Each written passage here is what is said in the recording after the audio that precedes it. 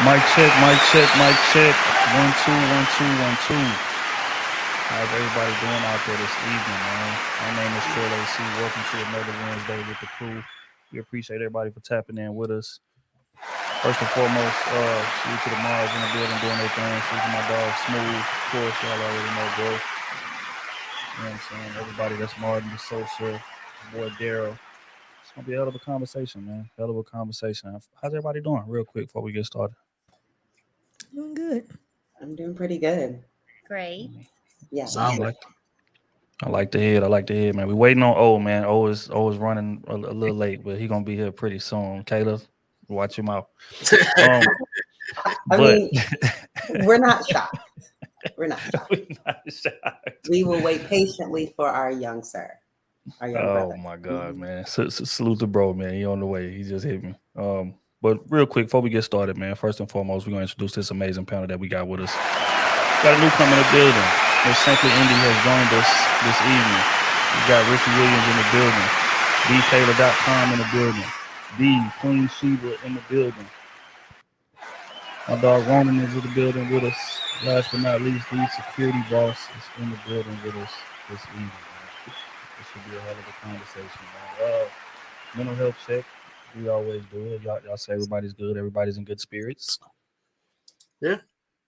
So I'm glad to hear, man. It's a lot going on outside, man, for sure. Boy. So it's a lot going on outside, man. We gotta check on everybody, make sure everybody doing okay.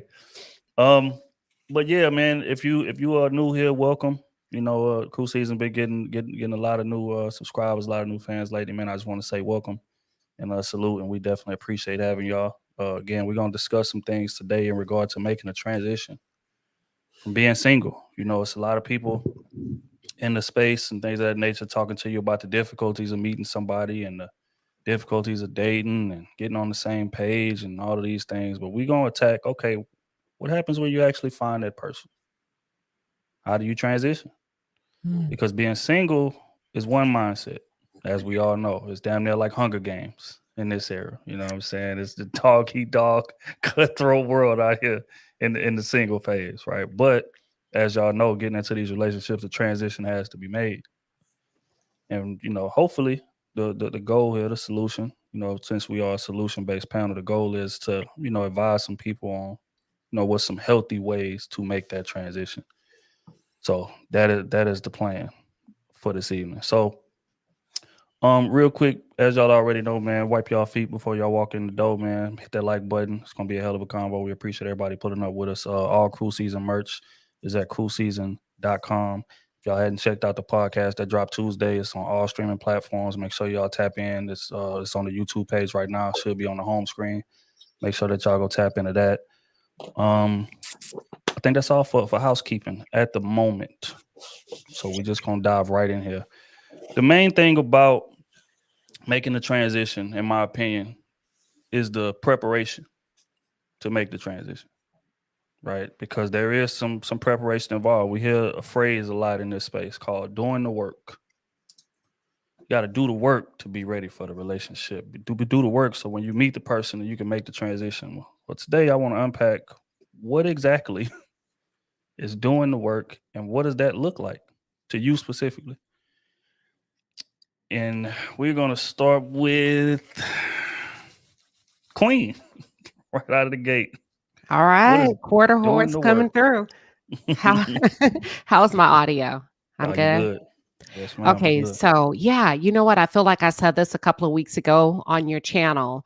Ali and I were discussing, you know, just dating and all of that. And I shared that a woman should be working on herself prior to marriage in hopes that the work that she does attracts a husband, a man that's ready to be a husband. So when we think about doing the work, I think as soon as you decide as a woman that you want or you desire to be a wife, that's when the clock starts. The self-work, the self-evaluation, and also the truth, right? The reality about where you are and what you need to do in order to get to where you need to be, which is becoming a wife. And you know what? Keisha Cole said it in one of her songs. I changed my mind. And at the end, she said, if love is the goal, then pay attention. Pay attention to the men that are courting you. Pay attention to the inconsistencies and pay attention to what you give attention to. Because if love is the goal, what are we doing? Right? When we think about the toxicity of some of these relationships, whether it's a man's behavior and or a woman's behavior, I think a lot of times we learn too hard when it's just simple. As a woman, work on yourself and just be. Because he who finds a wife finds a good thing. And eventually he will find you. But a lot of times we don't want to wait. And as a result, when we talk about 85% of women file for divorce, if we could really keep it real, half of those should have never been marriages.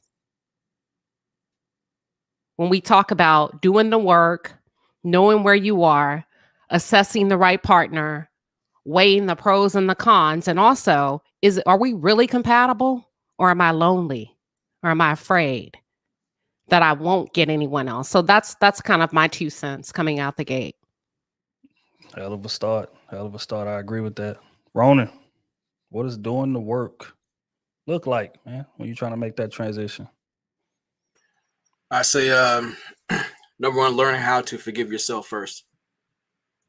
Because a lot of people who like to put the blame and the onus on everyone else, but you did play a part in there. You gave them a stage to do what they were doing. What did you learn from that time? And when you give yourself that time to forgive yourself, you won't put the head of an old person on top of a new thing, and you'll get off that cycle. So that's the first thing. Learn how to forgive yourself. That way you can move with trusted steps. Matter of fact, take yourself on a date. See what you like. You might like new things. You might see if you've grown up. You try those things first, and that's a good start. I like that. I like that. SB, doing the work in preparation for this amazing person that I'm trying to meet. What does that look like? For a woman, that to me means aligning yourself with what God wants. Well, wants a wife or wants a woman to be, which is a wife. You have to actually know what that looks like. You have to actually know what's the purpose in that. For me, it's to be a helpmate. You have to have some kind of relationship with your creator. He dictates and molds you to be the wife that you should be. You have to be willing to follow the blueprint. Now, some may not agree or even know about the blueprint. So then I think it'll be kind of hard.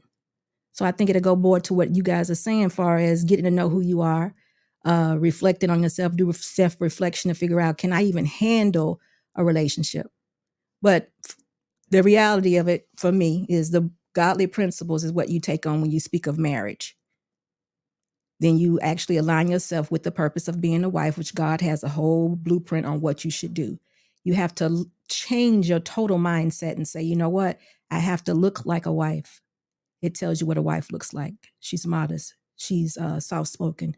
She's sacrificial. She's respectable. She's conservative. Doesn't use that word. But anyway, in her dress, her mindset is changing. She's no longer a single woman. Now she's thinking for the family. You have to just change your mindset. It's not about you anymore. Let's say it that way. Nothing is about you anymore. It's about where you're going or who you're supposed to be. Your actual purpose for being here. I should say it that way. I like that. I like that. Miss Kayla, making that transition and doing the work, man. What does doing the work mean? Like we hear that phrase a lot. What's that mean?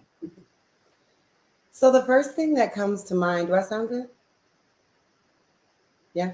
So the first thing that comes to mind to me is like healing.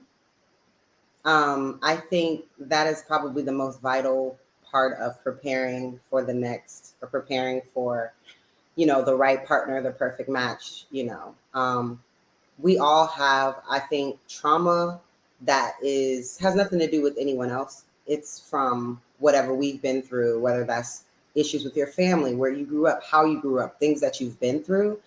Because I think it's important to be aware of and in control of your triggers, things that affect that side of you. So I definitely think doing the work starts with doing your own personal self-healing and reflection.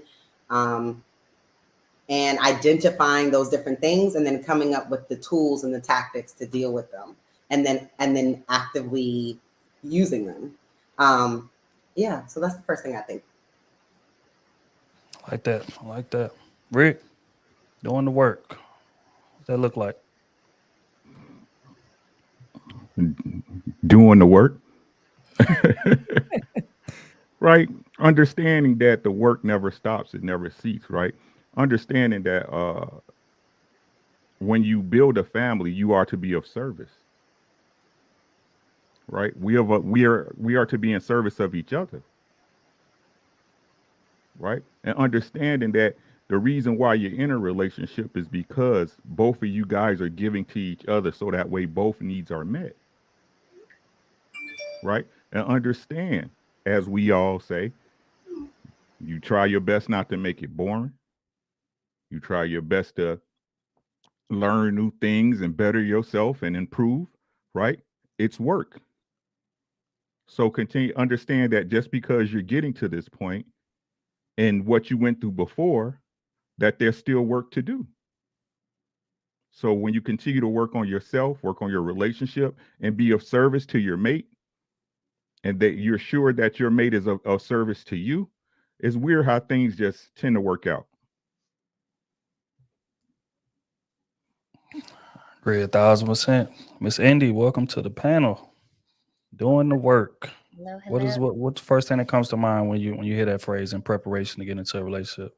So I always draw it back to my time in the military when like our sergeants would tell us like always stay ready so you don't have to get ready, right? So like for me, I'm in a season of singleness and I actively go to counseling.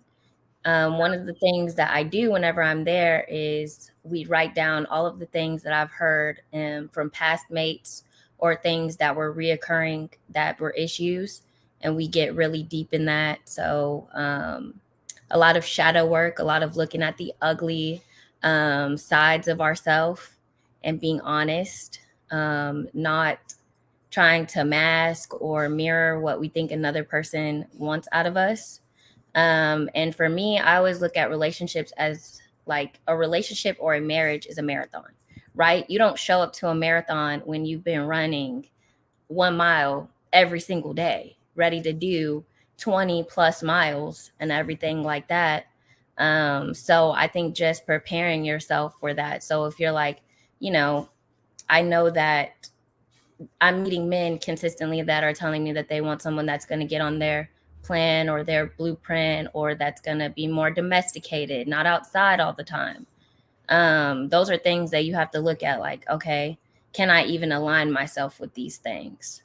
Another thing that I always tell women and that I do myself as well is just trying to do like volunteer things or surround myself with other people where I'm having to be in a season of selflessness.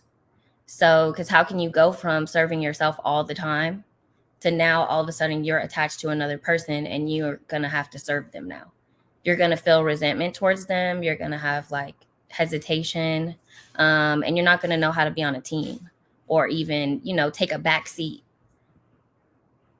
because you've been running your own show. So, those are just things that looks like to me. Hell of an answer. I agree. Doing the work, man.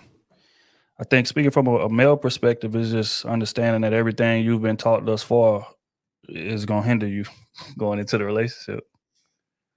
Um, just what it is. I've said it a million times. Men are raised to be snipers.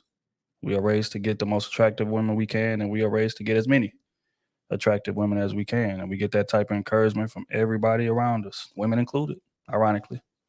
The same women who don't want you doing that when you get into the relationship. So I think, we have to take a step back and start the reprogramming process before we even meet the woman.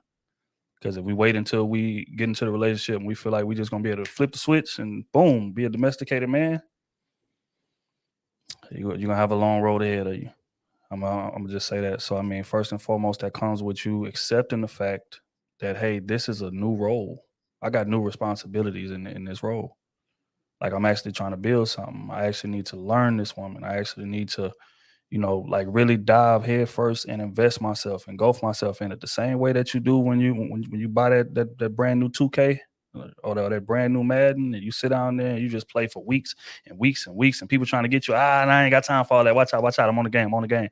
You need to have that same level of investment when you're trying to learn this woman. Because the faster that y'all get on the same page and the faster that you accept the fact that, hey, my new role needs me to be, you know, different than what I've been, then the smoother that transition is going to be. But if you come into it thinking, okay, well, I can do both. I can maintain who I was on this side, and then when I come in the house, I can be what she need me to be on that side. The relationship gonna crash and burn, and I think that's what most men do. Most men feel like, you know, because again, we spend a lot of time building up that reputation that we have, and we proud of that reputation. A lot of us are. You see what I'm saying? And that's why, you know, you got old men to this day, 40, 50 years old. Yeah, boy, back in my day, I used to get about 5 or 10 of them when I went to the little dances with the slow dances. See, y'all youngest don't know nothing about the slow dances, none of that type of stuff. Like you get them in their bag and they get to reminiscing on that. They still proud of that resume. They proud of that reputation they had.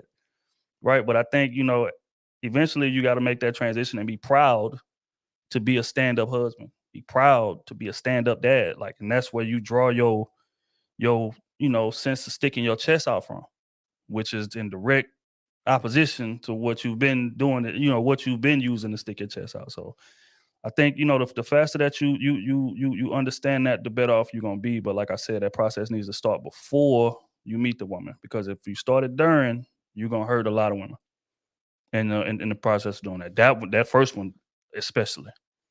And it's just not fair to her.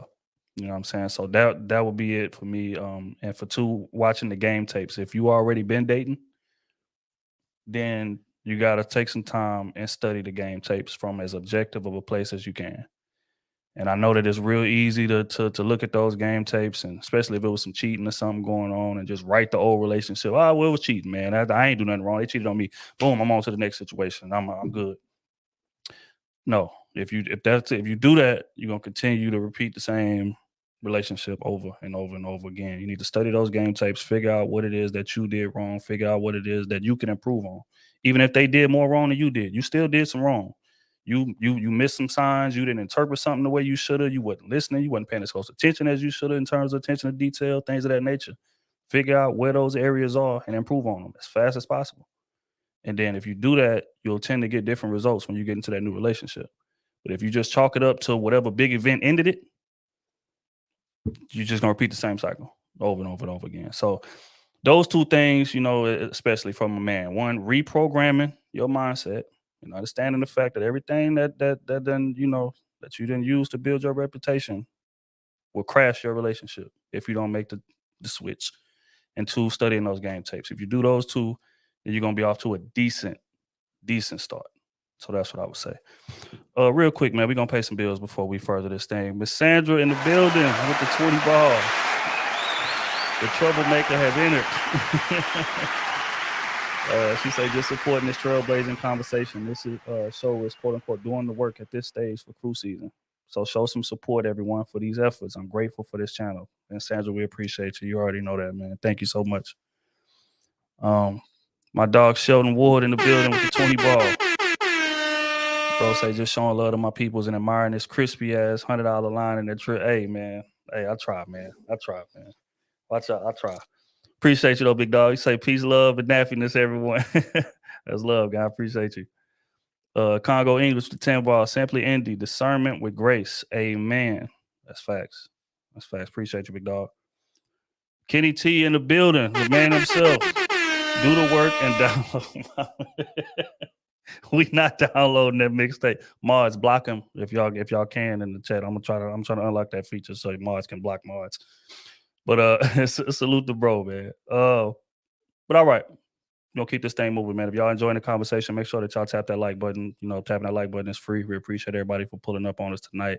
Conversation just getting started, and it's only gonna get better. So we're gonna go right into the next one. Okay, this question here is brings a bit of controversy, depending on who you ask and depending on the era in which they came from. What is the best dating style right? So after you've done that due diligence and doing that work and things of that nature, and I'm ready to enter into this dating field and see what's out there for me. Now it's two techniques, right? One of them is, hey, I'm gonna date one person at a time, focus on one person at a time, and I'm good. We're gonna figure it out this way. If it don't work, boom, I'm on to the next. And then the other methodology is I'm gonna date multiple people. And we're gonna play Hunger Games and make the best man or the best woman win. Right. So I want to get y'all individual opinions on which one is the best dating style and why. And this time we're gonna start off with Miss Indy first.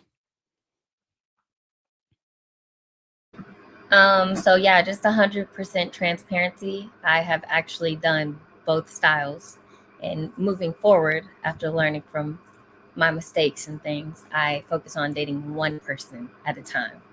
I feel like it's really hard to genuinely build a connection or, um, you know, have a bond with someone when you're having to text back 3 to 4 different people and try to like make date plans and, like confuse lines, conversations, whatever. Then they start hitting with the wrong person. And you're like, so that's just me being transparent. I think that a lot of the time, though, to be honest, we are instant gratification people now. So it is very easy to be like, you know what, so and so ain't texting me back fast enough today, so let me just go talk to this other person or go out with someone else. So, but I personally am now dating one person at a time. Okay, I respect it. I respect it. Rick, hypothetically speaking, you in this game today. Is it one person at a time or is it multiple, and why? Y'all know I believe in dating intently, right? So again, dating to me is stupid, right? Courting, you court a woman, right? So again, I think it just makes sense to me. Again, if you good at juggling, hell, I don't know, they need clowns at circuses. You know what I'm saying? Do your thing. But me personally, if you being intentful and you really digging a person, again, I keep telling y'all, and y'all can believe, hey, time ain't no punk. The most valuable asset you have is time. Right. So if you want to continue to spread yourself thin with people that you can't really get to know, because the truth is, if you got a bunch of people on your roster, you don't have enough time for everybody.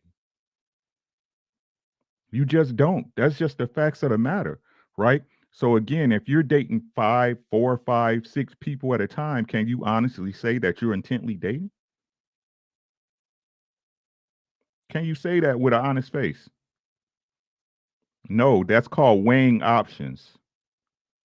That's what that's called. It's called weighing options. If you're serious about a person, you take the time to spend with them, to vet them, to learn to understand them so they can understand you.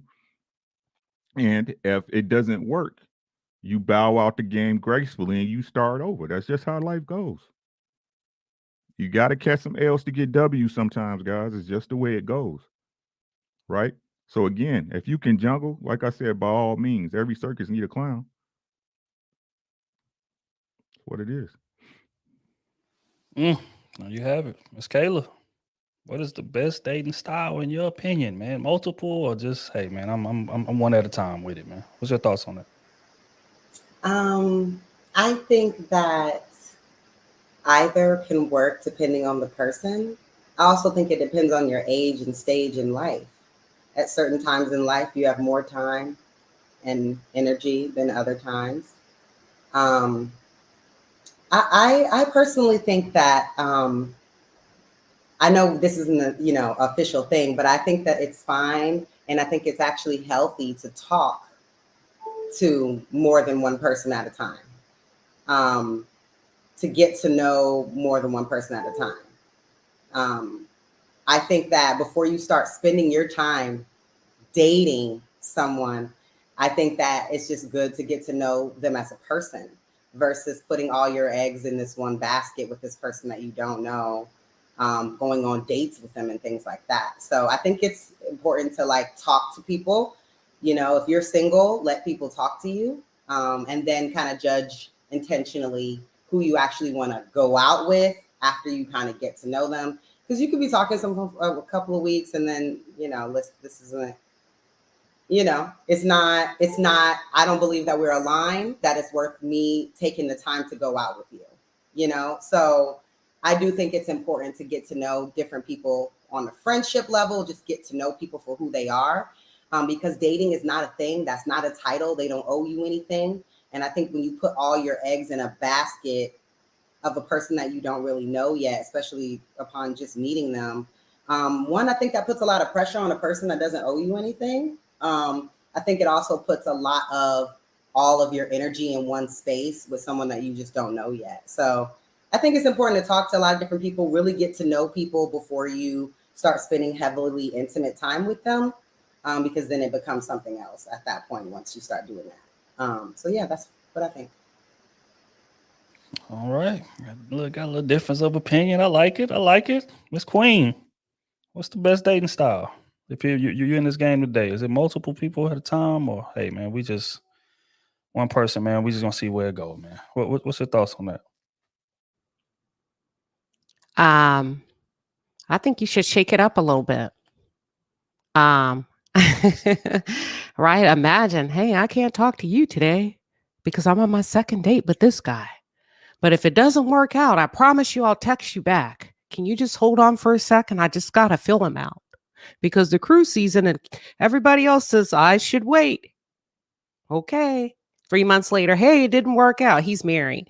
So I'm being devil's advocate, but I think most women stay too long when it ain't right.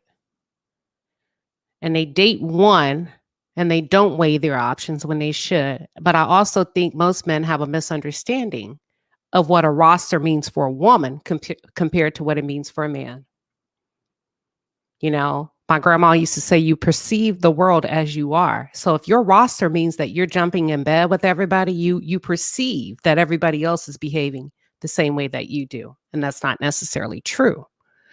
I do think that women should consider their options, whether it's, maybe texting with one guy or going out on actual dates with the other. But the days and times that we live in, I think it's important that you're safe, extremely safe. I don't think you should be inviting people over to your home to cook for them. And that's what a lot of men want. They want a Netflix and chill. No, ma'am. Because you may not wake up the next morning. I'm just saying with the wrong guy, you can't be letting people come over, and all of that kind of stuff. I think you have to meet in public places. And I also think women should get their passports, become passport babes. Don't limit yourself. Expand your horizons, travel, see the world. Follow these guys' advice. They're really sharing wisdom with you about different options that are available across, international destinations. So I think the men are right about these passports. So that's my 2 cents. He said, "Get your passports, ladies." That's crazy. Ronan, Ronan, what's your thoughts, big dog? One at a time, or hey, man, it's a little roster going.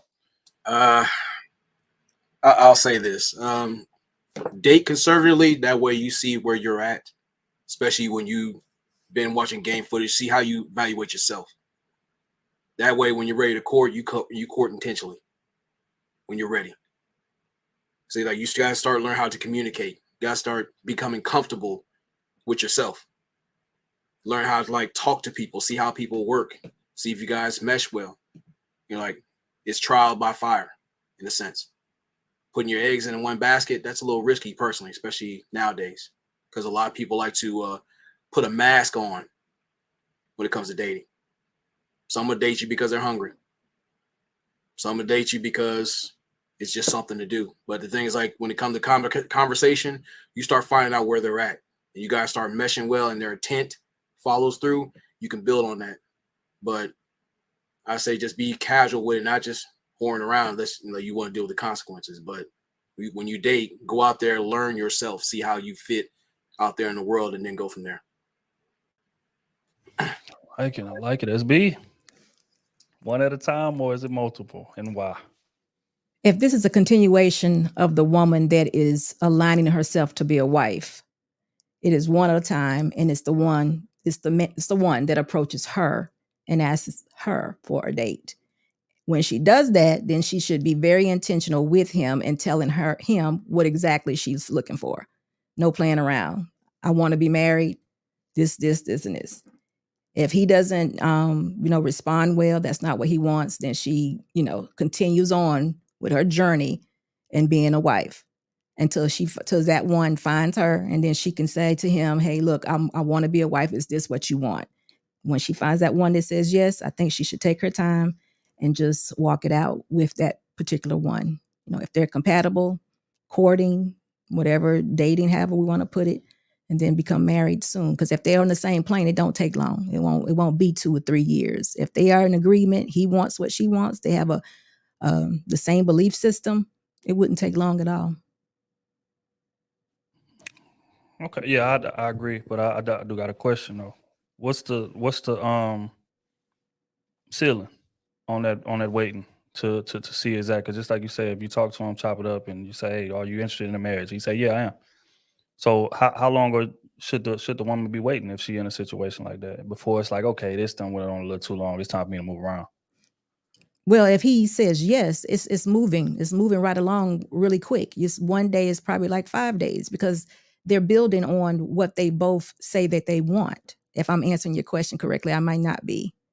But if he says he's wanting marriage, then we're moving on to the next step. Well, what is it about marriage you like? What do you want your wife to be like? What as a husband are you bringing to the table? All that stuff, then we're talking about it. We're moving.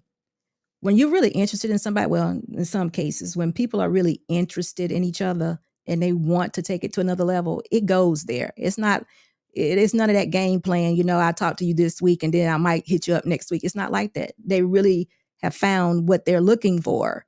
And if you're not getting that, then he's not it. Maybe he's lying, maybe she's lying, or whatever the situation is. But if they're genuinely are looking for the same thing and they have the same belief system, it's a moving relationship. It's not because it's all, especially the way we talk. Ain't no man out there, ain't no woman out there. So if you find somebody that has something that you want and it goes both ways, you holding on, you moving on. It's not, ain't nobody twiddling their thumbs. It's moving. But see, and I agree with that if it goes right. But what I'm saying is that it's a lot of actors out here. It's a lot of dudes that's gonna say what they need to say in order to keep you around or keep you close to me, while I still go out there and do whatever it is that I want to do. So I'm saying if a woman is in that type of situation, what is the grace period? Like, how does she gauge, okay, when is it time for me to move the hell around? Because he's saying what I want to hear, but this thing is dragging a little longer than I expected it to. What's the ceiling on that? Well, I don't know what the ceiling would be, but the one thing that I didn't say would be, as a woman, I would be preserving myself. We're not having sex. We're not having sex till we get married. So if he wants to drag and play games along the way, I don't know what his ceiling would be, but I'm willing to put in the work. Right. And I think it really falls under what you, as a woman, what do you deem as a reasonable time frame? Right. Again, this would show what your sensibilities are as a woman, correct? Right. Yeah. I know some people that's been messing with a dude for 20 years talking about they're gonna get married. Is that sensible? That's not what we're talking about. No. I'm not even trying to knock your point. What I'm saying is that ladies have to, again, take responsibility for what you have responsibility for, right? If this man is selling you what you buying and you selling him what he buying and it doesn't happen in a appropriate time, then you got a decision to make. This ain't rocket science, right? It doesn't require a master's degree in chemical engineering, right? Like, again, what's reasonable? Oh, I would say within a year is reasonable, but it's still up to that man to, do you give him an ultimatum? I wouldn't do that. It's up to him to decide whether he wants to ask you to marry him in a year, but I wouldn't wait too. I don't disagree. I don't disagree with what you're saying. So when you're saying like a year, are you saying like the woman is supposed to withhold sex from the man that she's dating? Absolutely. That's a lot of dates in a year. And I know like most guys, most men, they not the one for you. They not the one. They not the one. Marry her in 6 months. I know some people who got married in 6 weeks and still together now.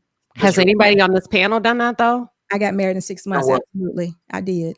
I want to say, I wish it was as cut and dry as time with a man, because that's simple.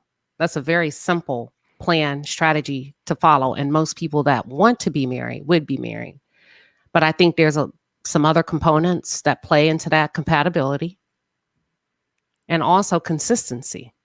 You can meet a man that's ready to be married. He may not be ready to marry you. Right. You know, and that's the hard truth of it all. You know, That's you're up just to not her to compatible. decide, though. That's up to her. Right. Right. We But just I'm move on. saying for the audience, right? There's several components and factors other than time. You can meet a man that's ready to be married to you, but there's a few things that he needs to take care of, right? That expand past a year. So how do you know, Queen Sheba, if it's past a year and I've been riding with him, is he consistent? Is he reliable? Is he dependable? Do you feel safe? You know, how is the communication? So maybe it's not a year. Maybe it's 18 months. Maybe it's 24. I was engaged in 18 months, married, you know, and at age 24 months, we were married. So I wish it were as simple as 1 year, you know, shit or get off the pot. But that's in a perfect world. But when we talk about the reality of it all, it's I not think that I think simple. men know what they want, They and I think do. in the courting stage, everything is laid out on the table. If a woman is deciding to be with this man and he's asked her for his hand in her hand in marriage, then at this point, for me, it's time to go ahead and proceed on to get married. I don't see why we're waiting, because at this point, you're saying this is everything I owe, everyone I owe. These are all my obligations. She's putting it out there too. We're deciding at this point, can we handle each other? This is where the compatibility comes in. How you gonna do this? How you gonna do it? All that should be addressed before you get married. I think that's the communication part, but I don't think just because a man doesn't marry a woman within a year. I'm saying if all of those other factors line up and they're headed that way, some people it takes a year. You know, once we get through the communication, we understand we're on the same page. But just for the purpose of solutioning and communication, I'm just saying time is not the only factor, in my opinion. It's a factor. It's a factor, but not the only one. It probably depends on the man. He can, you know, he will tell you, I'm sure. It could be something else. I'm sure. Yeah, it could be plenty of things. He may owe a big debt and he might want to say, I don't want to bring in the relationship. Anything could happen, but it should be, if they're on the same plane, they have the same belief system and they're wanting to be married, that's what you move towards. And that doesn't take a long time to figure out. Yeah, I see that, and again, that's why I asked, because you know, there's a lot of women that's in situations to where, you know, the guy is basically doing husband things in terms of which he's paying bills, he's protecting her, he's looking out for her, supporting her, all of that. But it's just the marriage thing, the engagement thing. He ain't really as urgent to just jump into that. So, you know, it becomes a slippery slope, because it's like, you know, just like y'all saying consistency and things of that nature. Some dudes out here that's very, very, very consistent. But he ain't, you know, again, there's no sense of urgency behind me walking down the aisle going by that ring. So as a woman, that's why I'm asking, how much of a leash should these women give? Because a lot of women are in these situations and just don't know. It's like, damn, I want to get married, but I really love him. He take care of me. He everything I need to be in a husband, but he just ain't. He ain't doing it. So how long do I stay here? They in that situation because they haven't announced or made it known when, you know, that this is something important to them, right? Let's keep it a beam. Let's keep it 100, right? Mm-hmm. If we meet and I tell you I'm ready to get married, right? I got to work on this and that. Again, it's up for me and you to communicate, as Queen Sheba says, right? What is a reasonable time frame? Again, me and you rocking, you know, if I'm working to get this out the way or to get this done or for me to surpass this before I drag you into my mess, because that's really what it is, right? Before I drag you into my mess, right? What's a reasonable time frame? The truth of the matter is, if a man is marriage minded and you fit 80% of what he's looking for, he's going to marry you.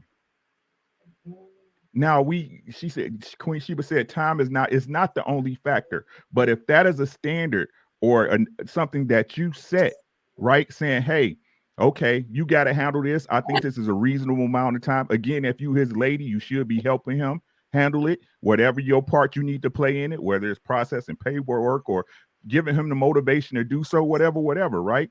But within that time frame that you guys have an understanding of, he's going to marry you. Yeah. If not, then like I said, yeah, men play games. Men are grown up to be snipers. But as a woman, what's your standard?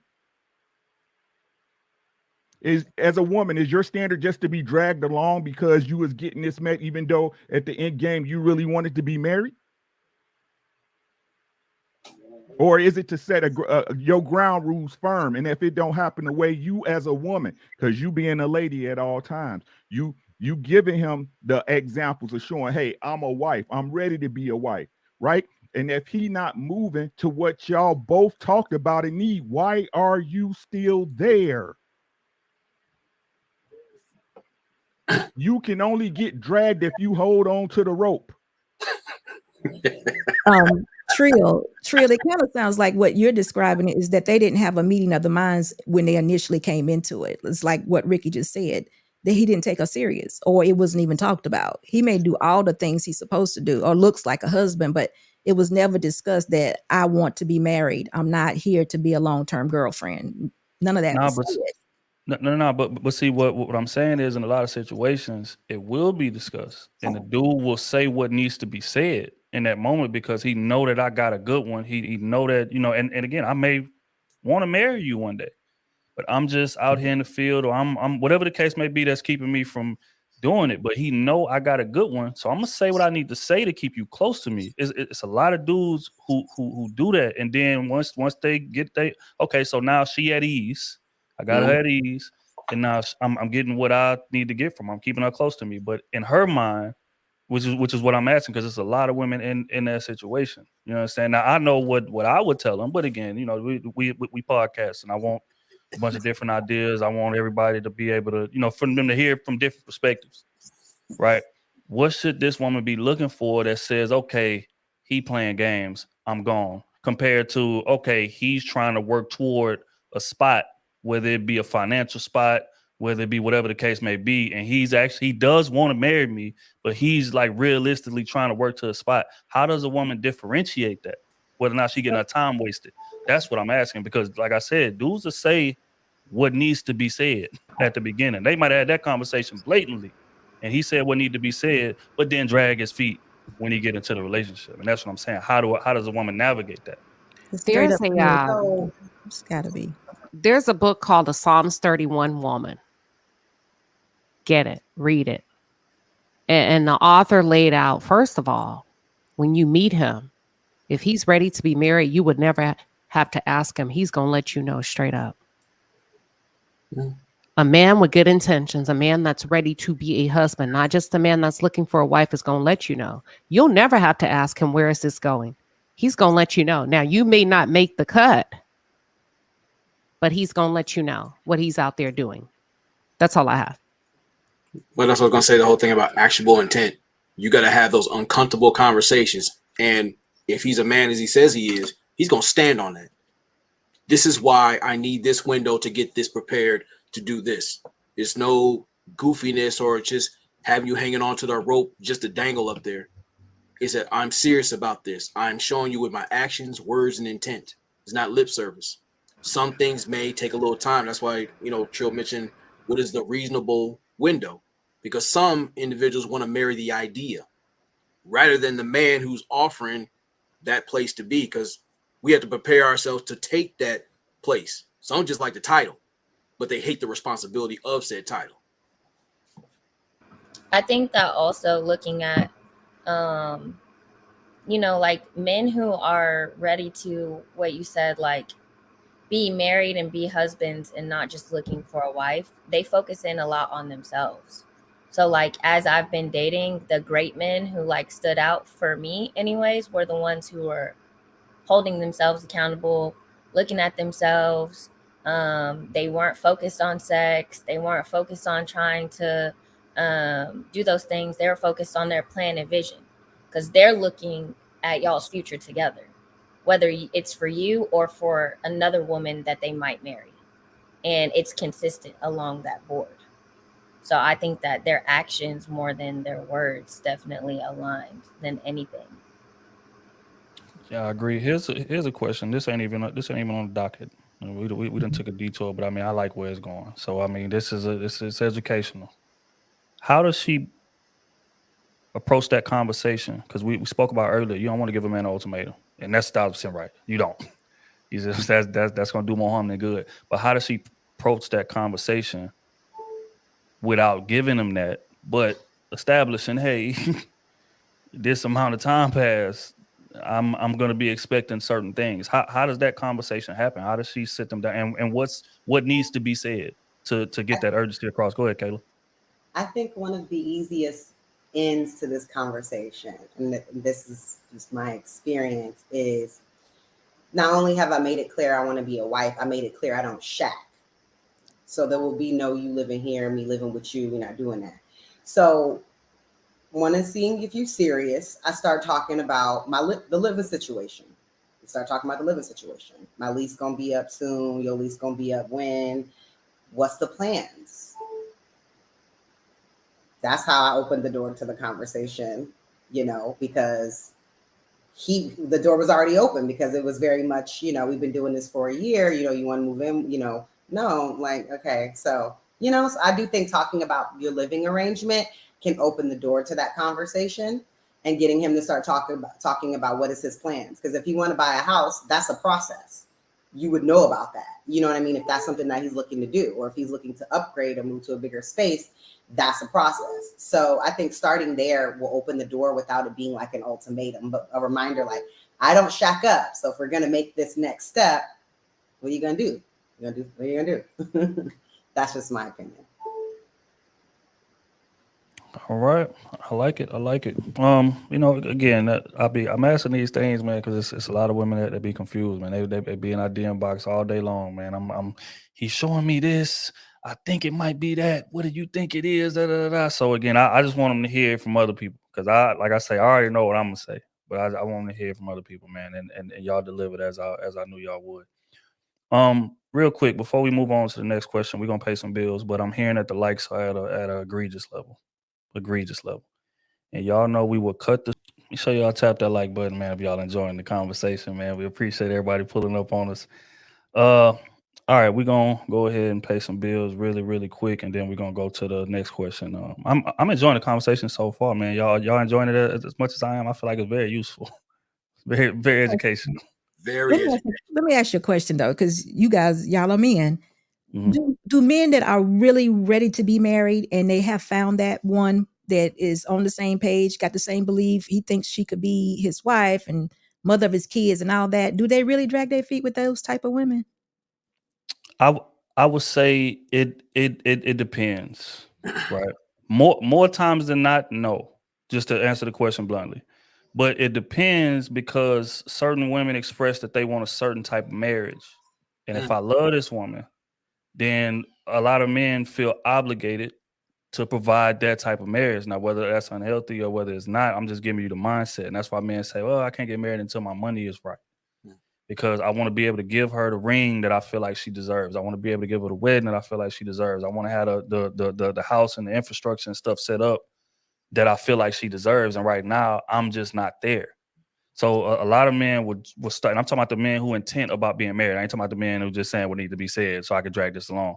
But the men who are intent to be married sometimes will put it off, because during those conversations that we talked about earlier, in which y'all expressing y'all intent to be married and expressing things of that nature, she said, "Well, yeah, I want to, double crested, 3 carat, whatever the, what I mean, whatever the situation is, or I want my wedding. I always seen, I want all my family there, I want the proposal to be right. I want it to be at a restaurant." So he hearing this in his head. And in his head, because again, most men, we low maintenance as hell. We'll propose to your ass in the bedroom But if it's can I left up to us. You know debunk what I'm saying? that? I have to debunk that notion, because I think Right. that's just a particular type of man. I'll tell you this. I went to Howard University, and I'll tell you this. Not only do some of these men that I know have tried to compete for who has the better wedding, who has the better bachelor party, who does more fire shit at their bachelor party, who has more the tricks, and literally one of my peers rented out the museum, like the main museum, and all of this is his idea. So I know that there are men that are, oh, low maintenance, all I need is the sandwich. But there are men out there that like nice things, that want to have a nice wedding, that want to have a nice vacation. They want that too with their partner. Not like everything, like all of it is about her. No, he wants to have all his frat brothers to have all of the same lapels on, and we all have the same. Like, there are men that care about this too. And the thing is, though I agree, I'm saying that's not the majority of men. The majority of men, first off, look at a wedding as her day. It's not my day. I'm showing up. I barely had any say in the color scheme. She might have let me pick the cake or something like that, but she done made most of the big decisions in this situation. I'm just showing up. I just want her to be happy. If she good, I'm good. You know what I'm saying? That's the mindset of most men. Go ahead, Rick, dive in there. Oh wait, Rona. Go ahead, Rona, dive in there. My bad. No, I just want to say with the Kayla's point, respectfully, most guys don't give a shit about what everybody else is thinking. He's got enough going on as is. It's like, I'm marrying this woman, I'm not marrying them. And two, at least I'm going to slide something in there that is comfortable for me, that this is us, not them. So watching another guy's wedding and all that, we don't sit there and watch Bridezilla and get envious. That it ain't us. I didn't say all guys. I said some men. There are some men that come from certain tradition that appreciate and want certain things on their day as well. And it's not just about her, it's about their unity. So I just think it depends on where you come from. If you come from that kind of tradition, then it is important to you, which a lot of people that, sometimes go to HBCUs have, and jump in the broom and doing all these like traditional things that are important to some people, but not all people. I understand. So it just seems like y'all talking about two different time frames. Trill, were you saying that as though the man hasn't even asked her to marry him because he was waiting to get his money up? Yeah. Right. See, seems like it was two different times. I hear what you're saying on that, SB. That's facts. But I look at it like this. If the man want to marry you, he's gonna marry you. Like, and this is what crazy. Hey, listen up. Did you hear what I said? If I ain't got the money and I still want to marry you, how much it costs to go to the courthouse to get married? You with me, right? I mean, this is really what you want, facts. Right? This is what you want. You want to marry me, right? You want to marry me or the wedding? A wedding. That was my point. Exactly. And I said that's why some guys shit, I want my damn wedding. But this is why I said like some guys will hesitate. Because like there might be a point that's like she's not being realistic about this. Like, I want to marry her, but she wants to be this gala thing, and that ain't it right now. So it's almost like y'all want coochie, babies, house clean, but girl, you're not getting no dress, you're not getting no wedding. It's kind of like I know not in real life, but I'm just saying, like, hold on, it kind of seems like we're preaching the bare minimum. Like the woman gets nothing out of this. No, you get me. I'm just saying. Right. No. But that's again the extreme case, right? But again, if we talking about love, Queen Sheba, if we talking about love and we talking about growing together, right? We talking about being there for each other. Does it really mean that much to you? I got married at my house, so sometimes I like to play devil. Sometimes I like to play devil's advocate here. I appreciate. I got married in my home. If there's love and you really mean it, if there's love and you plan to be here and you really love me, then I don't understand what's the problem with us taking a year to plan the wedding. 90% of weddings take a year to plan. I don't understand like what you saying that you love me so much you can't wait the 6 months, 9 months, a year for us to plan the wedding so that my mom and my parents and my grandparents and all the people I love and care about can be there and they can join with your family in the unity that we want in our community that we're building. I don't think that. I hear what you're saying. Well, and I hear what you're saying. I understand, the mentality of most people. You know what I'm saying? But the truth is, everybody don't have it like that. Everybody's not gonna have it like that, right? But what I'm saying is this: if that's something your man, and again, Kayla, if you dating a certain range, right? You expect a certain standard. That's cool. I'm not knocking that. I'm talking for the regular guy, right? I'm talking for the regular guy. If you rock with me, right? If you rock with me. Okay, so let's say this. Let's use this as an example. Let's say the conversation comes up, right? Because you never want to give a man an ultimatum. It's not womanly for you to say, hey, you said you was gonna marry me. What's happening? Right? Which what you should do, which is what you should do as a woman. You said you was gonna marry me. What's going on? Right? And I say, you know what? I ain't got the money. I really want to marry you, right? I really want to marry you, but the wedding I want to give you is 2 years out. But we can go down to this court and we can still plan for this wedding.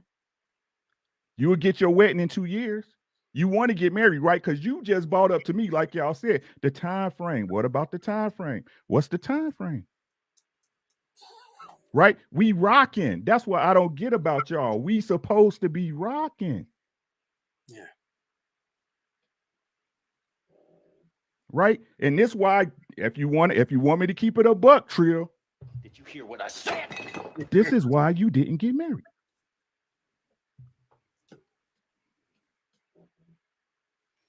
Yeah, I mean, so yeah, SB, to answer the question, like that really be in a lot of dudes' heads, man. A lot of dudes be like feel that pressure of, like that. I don't want to disappoint my girl, so I ain't about to go half-ass. I ain't about to go spend $200 on that wedding ring. She done told me she want that ring to look a different way. We done walked in K's, and she said, "Yeah, baby, if we was to hypothetically ever."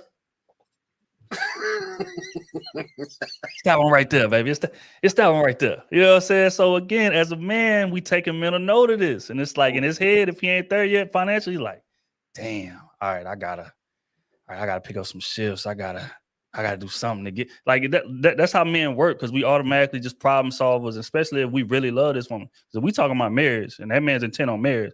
He really love this woman. You see what I'm saying? And he don't want to disappoint her. Now, she may be willing to bend on it. But if she just introduced the notion that she wants something at this level, that man gonna break his back to go out there and try to get it. And oftentimes that could put a little bit of a timeline on the actual proposal. That's all. Can I play a devil's advocate for a minute? When I got married, we didn't like go to have like a big wedding or anything. We just had a small ceremony. We were both stationed in Hawaii, and we got married on the beach out there. But I think that for men, marriage is a visual thing too, though. Like seeing your woman in a white dress and like realizing like it's like having your child be born, right? Like it's one thing whenever someone pops up out of nowhere and says, "Oh yeah, you got a baby now." Of course, you're going to take on that role and your responsibility and everything. But like going through labor with a woman, going through that processing and everything like that, you're like, I held my baby. I went through this. It's the same thing with like being married. But I think that as far as weddings go and stuff like that, that's why it's important for like families, because essentially that's what you're doing. The wedding part is you're joining your families together. So like for me, I think that it's important to involve your families if you're planning to have a large or some kind of standard for a wedding. If you have that kind of standard, it needs to be a collective thing as far as your families go, because that's what it's for. They're coming to enjoy, drink, eat, all turn up, see y'all have a wedding. Most Black families, like, we don't have weddings for real, so they're excited. So a lot of the time I'm sure that they would help with the wedding and stuff like that, but a lot of people are prideful. They're scared to ask. And to your point, Indy, it's like you gotta consider the guy you're dealing with, because sometimes he wants to show his ass when it comes to the vows. Sometimes he writes his own thing and he lets it be known, that's my stamp. This is why I chose this person. This is what I expect to do. Since he's gonna make it the promise of God and you and the family, that's the stage to show out on. Now he's got to stand on what he said, or is it just lip service? So that's another thing you got to consider. So what's crazy is I watched a TikTok the other day and I didn't realize this, but that's what your wedding party is for. When you pick your groomsmen and your bridesmaids, they're the people who are supposed to hold you accountable in your marriage. So they're the people who are supposed to say, take your behind home to your wife. You're not finna stay out past 3:00 in the morning.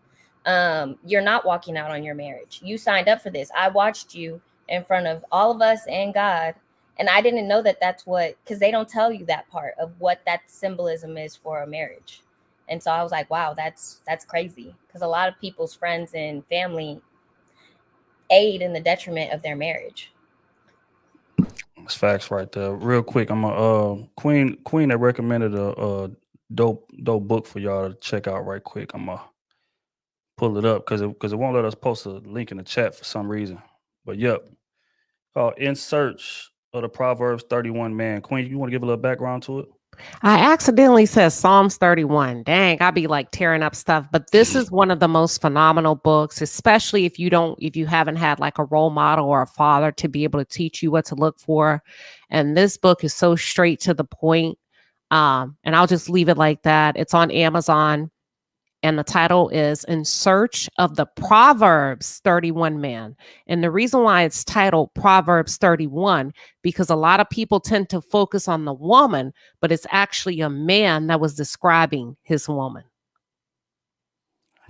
I heard it here first, man. Make sure y'all go tap in and check that out, man. For everybody that's looking for some guidance. We all need some guidance.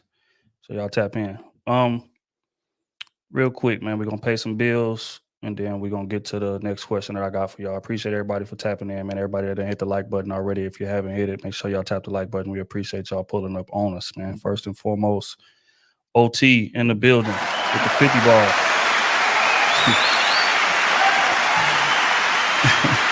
We got him coming for Kayla. Kayla's screen ain't even up. You say shout out to the squad and everyone on the panel. Kayla, get your notes together. I'll argue with you next week. All right, Otis. And there we have it. Appreciate you, big dog. Hold on. Back again with the 10 ball. It is much easier to deal with one person at a time. However, having a roster is fun when you're young. If one person is busy, next man up. That really be the mindset too. That's fucked up. But that definitely be the mindset. Congo English with the 20 ball. Appreciate you, fam. You say be authentic. Go with your gut feeling and intuition. No protocols and or advice from others. Or a book. Serial dating reduces your pH levels. Adult information only. Appreciate you, fam. Boy, it's crazy as hell. Let me see. How can I don't want to mess it up. Is it Bianca Malone? Appreciate you with the 5. I apologize if I'm messing it up. Bianca. Oh, Bianca. Gotcha. Bianca Malone. I appreciate you. Hi, guys. My first time joining into the live session. Thanks, Crew Season, for the reassurance and letting us ladies know we are not crazy. Not fully crazy. Right. Nah, man, I definitely appreciate you tapping in, man. Welcome to the game, man. Welcome to the game. Message with the 20 ball. Crew Season. I look forward to these lives every week. Don't stop. Y'all the best. Shout out to Ricky. Tank gonna knock him out. Facts, man. Appreciate you, bro. Yeah, we're gonna have to have a conversation about that, man. Because I don't like how they talking about my dog Tank. I'm gonna be honest with you. I don't like how they talking. But the gym with the 5 ball. What does the scripture say about marriage, and what verses justify American form of marriage? Well, I mean, I can't speak to the scripture. If somebody want to jump in there real quick. What was the question? Said, what does the scripture say about marriage, and what verses justify American form of marriage? You can go to Corinthians and Ephesians in the blueprint, or pull out marriage for you and how it's supposed to, the order of marriage for you. There you have it. Appreciate you. Shelton Wolf, the 10 ball. Men drag their feet to get married when she is not on the same page with them, such as the importance of family. Too many are marrying for status and to brag to their girls than creating a forever bond. I agree with that. Appreciate you, big dog.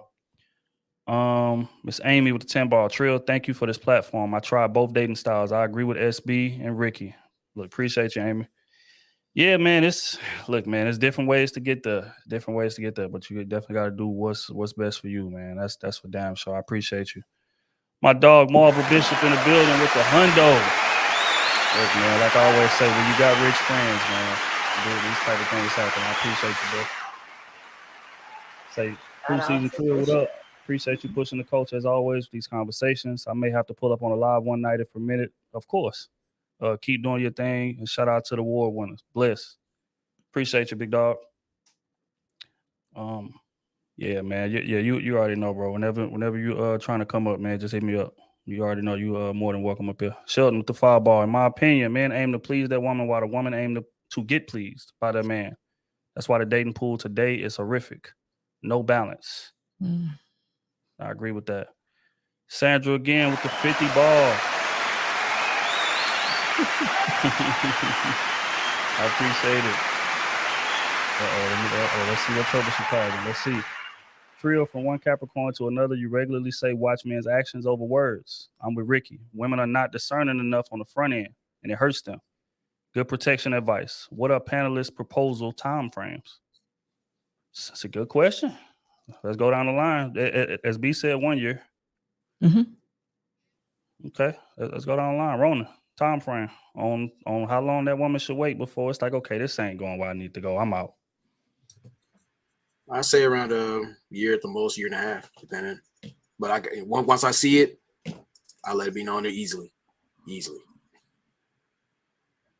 Queen? I'm going to say between a year and 18 months. However, if he ain't said nothing about marriage between 6 months to 9 months, it's not you. The time that the clock has never started. So if he hasn't even talked about it prior to 3 months, 6 months, 9 months, it's not happening.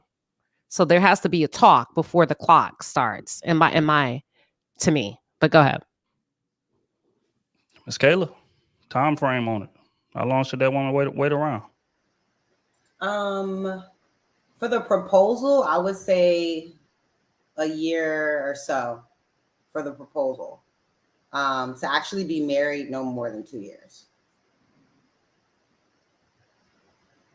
Yeah, Rick. What Frame on it. Again, as I said earlier, what reasonable time frame did you guys discuss? What reasonable time frame? No, not you, sis, not you. It's all right. No, but no. What reasonable time frame did you guys discuss between each other? Right. So, like, I like Kayla's example, right? I actually agree with Kayla and Queen Sheba, right? So, like she said, an engagement within 12 months is reasonable, right? That's reasonable. But how long you gonna drag that engagement out? 5 years, 10 years. I mean, she got a ring. Nah, that you see what I'm saying? Like, again, this is where y'all gotta have my boy Ron, it's an uncomfortable conversation, but it's a conversation that both of y'all should be willing to have, because both of y'all have expressed that I'm not out here playing. Right? So how can, and this is what I don't get about you shouldn't give a man an ultimatum. We discussed this already.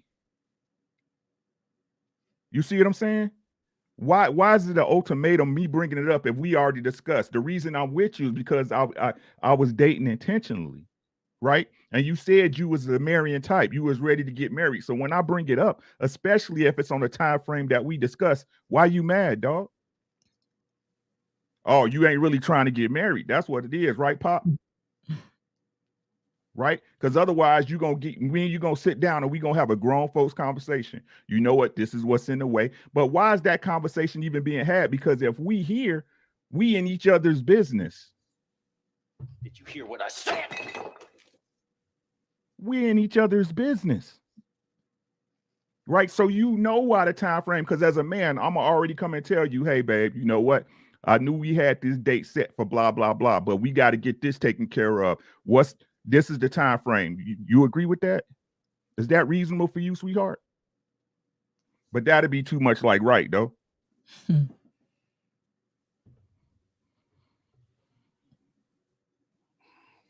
All right, Miss Andy, time frame on this. How long should that woman wait? I think that if it's just the man and the woman coming into the relationship, no extra anything, a year. A year sounds great. I think that if there's prior children, there's certain things that have to get hemmed up or thought about or planned for. I think that 2 years is a good time frame for them to allow each other to get to know each other and integrate and, do whatever adjustments need to be made. Yeah, I agree. I think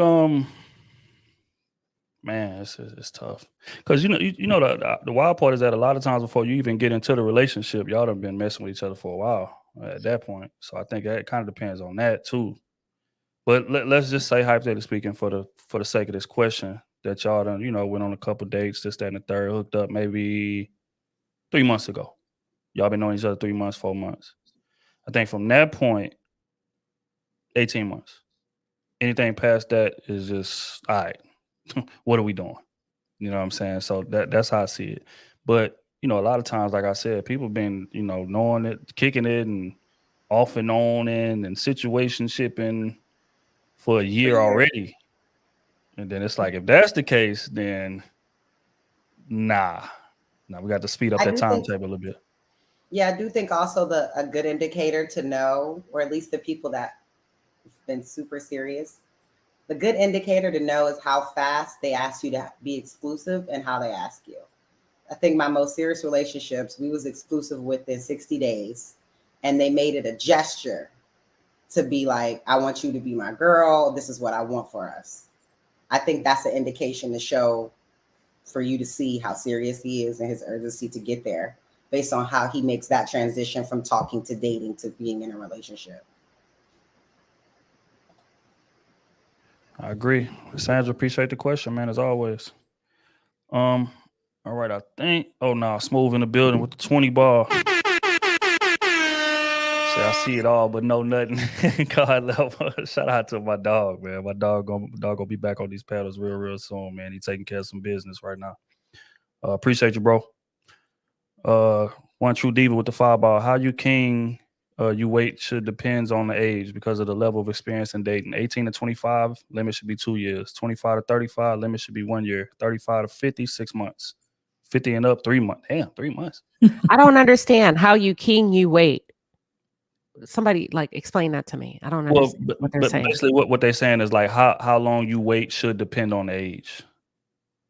That's what they're trying to say. You know what I'm Okay, saying? They okay. just might have had a little typo or something. But yeah, how long you should wait depends on the age. Because with that age comes a certain level of experience, meaning you should be able to recognize that a hell of a lot quicker at 50 than you can at 18. So the curve is sped up a bit. Appreciate you though. The talented one with the 10 ball. I think time frames unfortunately cause entitlement. We get close to that year and find an issue that needs to be worked out. She leans to the time frame to imply intent instead of focusing on the fix. Damn. Well, yeah, he got a point. He got a point on that one. All right, hold on. Let me make sure I ain't miss nobody. Sheldon with the 10 ball. When we speak about traditional, why am I as your husband paying for what your father traditionally supposed to pay for? Historically speaking, I watched the pod. That's money away from my kids. Then I'll ask for no coochie up front because traditionally you're supposed to wait. Touche. Touche. There it is, right there. Well, hey Sheldon, man, I was trying to ride for you, baby, but they, it is what it is. All right. On that note, man, make sure y'all tap that like button. We're gonna get into the next question that I got for y'all. I appreciate the conversation so far, and it's only gonna get better. Okay, so again, how do you know that it's time to actually leave the game? Now we approached dating styles in the last question. I'm dating multiple people at a time. I'm dating one person at a time. And let's say that if you're dating multiple people, one person start to stand out. If you're dating one person, hey, this is okay. We moving toward a little something serious. Like, how do you know it's time? Okay, it's time. It's time for me to let everything else go. I'm about to lock in, and I'm in relationship mode. And what does that preparation look like to get to that point? I mean, from the dating stage to that. Who we gonna start with first? SB. Ask that question once more. Let me make sure I understood it.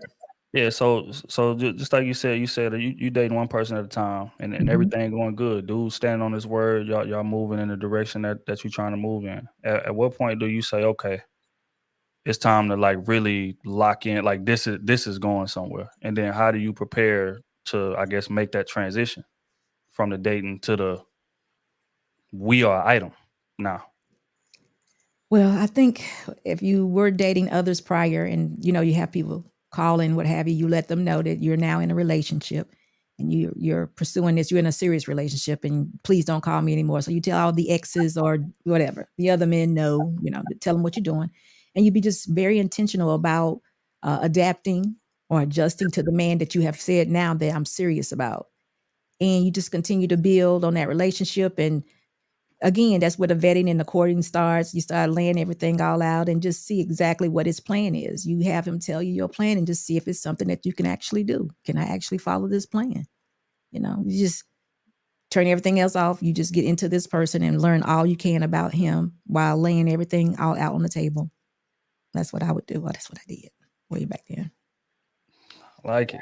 And is it And was it one like key thing that he did? You know, I know we say, you know, he's you know, of course it's a cumulative thing, but is it one specific thing to where it's like, okay, I'm in, I'm all the way in now. In terms of like just looking back on your situation, like was it one situation that was like, okay, yeah, this gonna be my husband? His beliefs. We had the same belief system. Hmm. He was a God-fearing man, and it was real. So that was it for me. And two, I'm gonna say this too, and usually people don't take it the wrong way, but my husband was actually not a complicated guy. He wasn't the game player. You know how some, he had no games with him. He was a straight up person. So we call it intentional now, but back then it was game player. But he was not a game player. He was straight up to what he wanted, and he wanted to be married. He wanted a wife. That's how he saw himself, being married. I like it. Rona, you're in the midst of this dating situation, man. One person standing out, really standing out. How do you know that it's time? What is the indicator? It's like, okay, yeah, it's time for me to stop playing. It's time for me to really, really lock in on this. What is the indicator of that? And give me the preparation behind making the transition. I say when I notice when my language becomes more inclusive and I don't feel some kind of way about it, I already know, yeah, this is something serious. I start shutting all the distractions down, and I sit that person down, let them know, like, this is what I'm on.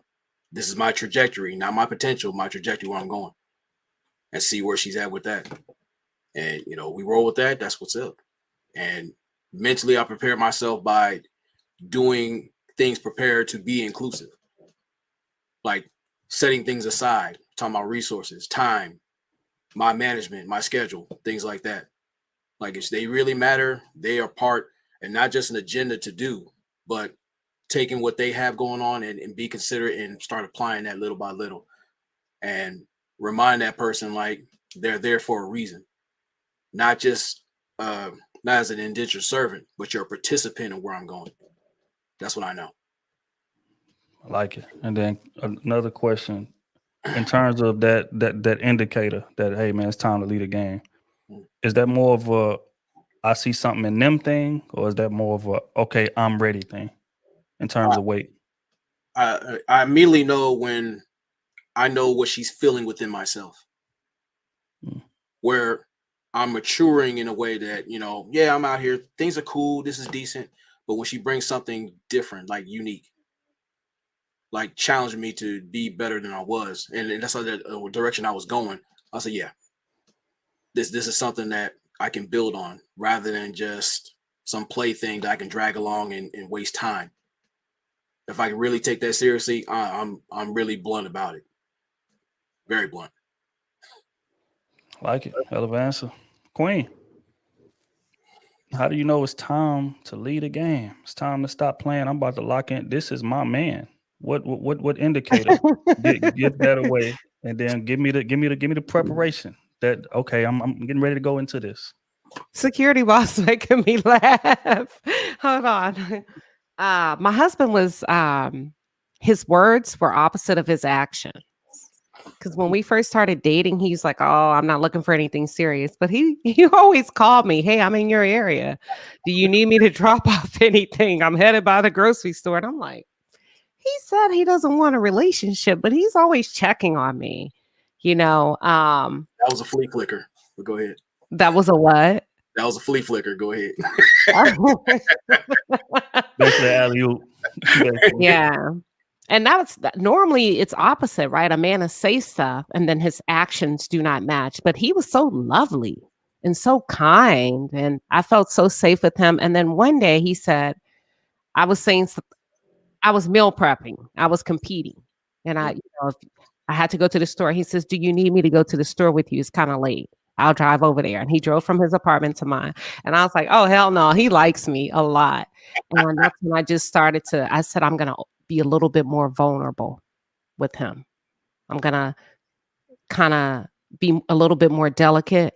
And I started making him I love coffee. I use my French press for him and not my coffee pot, right? I started cooking and because I can cook very well. I just started doing like little stuff that I wouldn't do for the average guy. I let him meet my dog. I'm a dog person. You know, we just started hanging out consistently. I let him meet my mom. His mom starts saying hello to me on the phone.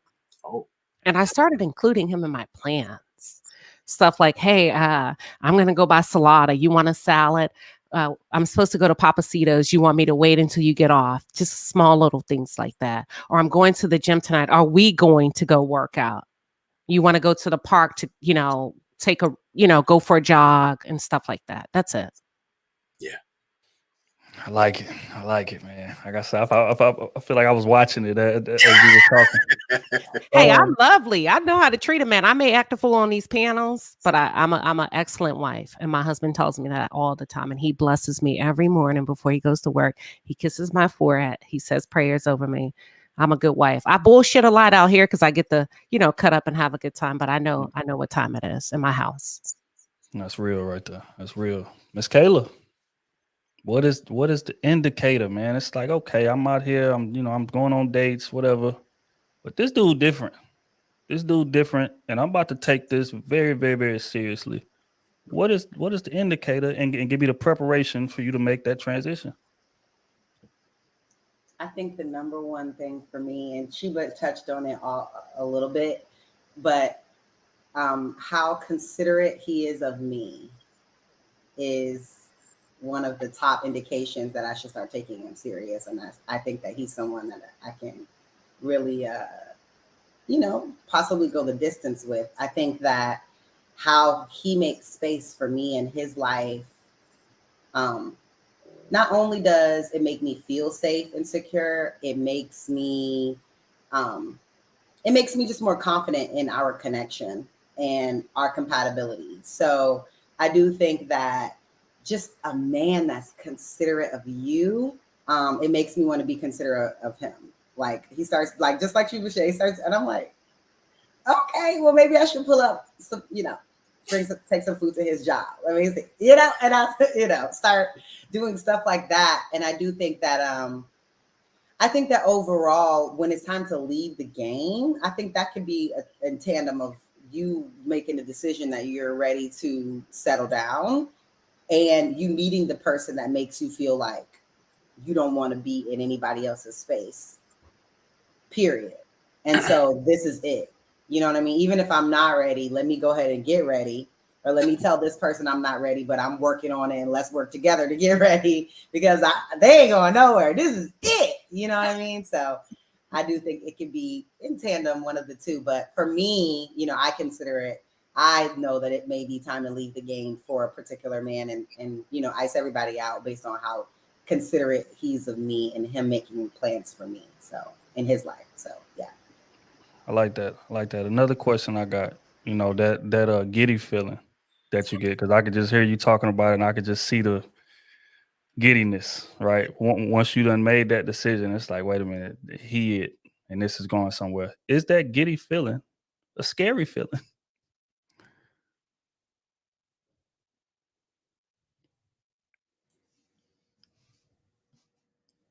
No. I wouldn't say scary. No, because I think that, like I said, that feeling, it makes me happy because I feel safe. It's kind of like when I go home and I get to my parents' house, there's food, I'm on the couch, my mom's dog. I feel so safe and comfortable. I'm just excited. Like, what we about to watch? Like, we ain't doing shit but watching movies and stuff, right? But I'm with my family, or if I'm at my dad's house, all my brothers, my cousins, like it's a comfort of like being in a space with people that really rock with me and love me. And like, I know that I'm good. So I don't think it's scary at all. I think it's comfort. Mm-hmm. Yeah, man, I think, the reason I ask is because, again, like vulnerability is a scary feeling. And the fact is that once you see that indicator, it's like, okay, this person's it. And it's at that point, in your head, okay, I gotta loosen the reins up. I gotta drop that barbed wire fence a little bit. I gotta be a little bit more open. I gotta put myself out there a little bit. And this is a scary feeling because I actually want to do it and I'm excited about it. And because of that, I'm gonna go hard in that. And that's risky. It's like diving in the ocean with no life jacket. This could go either extremely well or it could go extremely bad. And that right there is what's scary about it, especially if if you haven't experienced something like that before, because it's a difference between just liking somebody, right? Mhm. And then feeling like, oh no, this is my husband. Like, oh no, this is my wife. No, I want to marry her. Like there's a lot of chicks out you like. I mean, she attractive. Hearing Yeah, about sitting down there smiling. Well, I'm just thinking about it because I'm like, no, it feels good when your man walk in the room and you get out hot. It's nothing. I guess we don't think about being played or being vulnerable or like what's getting ready to happen. You just get hot and you like you just get hot. It's not a scary. It wasn't scary for me. It was like giddy, like you said, but it wasn't scary. I didn't feel like, oh my God, is he gonna hurt me? But that feeling does happen though when you're not with the right person, but you're making that choice. Yes. So I will speak to that there is a time more recently where I was like, okay, we started to do real serious stuff. This is exciting, but oh. You know what? It may come with age. It's like a perplexing feeling because you're excited, but you're just like, is this gonna go good? Like, is this gonna go right? Is it too good to be true? Because like everything is going good. There has been no problems. So something has to be wrong here. Because like there has been no conflict, and that doesn't exist. Like we should have had a disagreement about something by now. You know what I mean? It's been 3 months. Like there's no disagreements. I don't know. When it's not right, it can feel a little scary because you don't you're not making the right decision, but you want to convince yourself you are. So yeah. Because fact is that you have to give up control. Yeah. And that's scary. You got to give up control. See, when I'm single and I'm out here dating, again, this speaking from a male perspective. If I'm single, I'm out here dating, I could puppet string however I want to, right? I can deal with you when I feel like it. When I don't feel like it, I could go about whatever my case may be because, again, I'm not that invested. Like my heart not in it. Like we just kicking it. We having fun. We going on dates, but I'm not invested like that. But when I really like you, and speaking from a male perspective, when I really like you, now like vulnerability comes in. I start feeling twinkles and shit. And wait a minute. What is this? Or like she going out somewhere and then I actually care. Like who gonna be there? How long you gonna be there? All right, hold on. You said you say it's over at 12, so that means you should be here about 12:10, right? Or 12:12. You start like you get like that when it's like the way this is my wife. Like I really care about her compared to a chick I'm just kicking it with. It's like, oh, you going out? All right, man, do you? It's all good. I agree with what you say, Trill, because if I'm doing something out of my element, if I'm braving the elements to make sure your ass is good, I got to give a damn about your ass. I have to. And sometimes, like, all right, get home. When you get home, text me. I need to know you made it. I need to know you safe. I need to know who was around while you was there. I need to make sure because again, like you are my pride. I don't want to say possession, but you are my trophy. Yeah. I can't have no chinks. I can't have no smears on that. I gotta make sure that you getting from point A to point B in a fashion in which you would get there if I was next to you. That's the type of concern that a man starts having. So it's just again lucid, like giving up that control of the situation is what's scary. That's why I asked though. That's so true. Can I give you a 30-second example? My husband and I were dating. I guess that's what he must have felt. I was out with my friends, just nothing to, he I guess he must have been calling me to check on me. And I was just having my good old time at the Elephant Bar. And by the time I reached in my phone and checked, he said, I'm going to call the police on you. You need to let me know if you're okay. And I was like, oh, shit. Because a couple of hours had gone by. So that is true. Yeah, man. Because, just real quick is because you, at that point, you feel that obligation to protect her. Yeah. You know what I'm saying? So it's like that kicks in comparison to a chick that you just kicking it with. It's not really there. Like again, you like care about her. You want to make sure she gets to the crib safe, things of that nature. But like my woman, it's different. You know what I'm saying? So that's why I asked. DeVal Ellis told a story about that same thing. Like when he was in the NFL, like his wife, she didn't answer the phone. They was just dated. She didn't answer the phone. I think like she left her phone in her car and she went to her aunt's house and then and slept over there or whatever. She was out late, so she didn't get up till like noon. This man left his NFL game called the front office, reported her missing. I was like, what? That's real, man. That's Mhm. real. Yeah. That's Yeah. real. But all right, Rick, man, let's keep this thing pushing. The indicator, how you know when it's time to lead a game? You know what I'm saying? You out there, you dating intentionally, you doing what it is you're doing, and it's like something hits or something flashes, some indicator. It's like, okay, yeah, this is it. I'm done. I'm cool right here. What Yeah, is that man. indicator, and what's the preparation to make that transition? The preparation is to go 0 dark 30. You know what I'm saying? Get Sure. off the grid, fellas. Get off the grid, right? Don't don't make no calls and bye-byes, none of that stuff. Don't do it. Don't do it. You turn the conversations. Well, can I see you one last time just to say no, ain't no goodbyes, baby. No, you don't need no closure. Right? There's no need for closure. Daddy gone. Right. But but as far as me knowing, right? As far as me knowing, it's like I'm just being honest. I couldn't see past that day without her. Yeah. Big facts. Like I couldn't see next week without her, without us being together. Right? Like I said, not like I said, but in my experience, right? If I'm dealing with a woman on an intentional scale, all that stuff is there, right? The caring, the I wanted to know where you at. I want to make sure you safe. I want to make sure you good, right? But it gets to the point where I can't see me without you. Like I can't fathom what, right? When it, I'm just gonna be honest. Me seeing me without her is scary. Yeah. Yeah. It's scary, right? Because just speaking for myself, this is the one thing that keeps me from going crazy on everybody.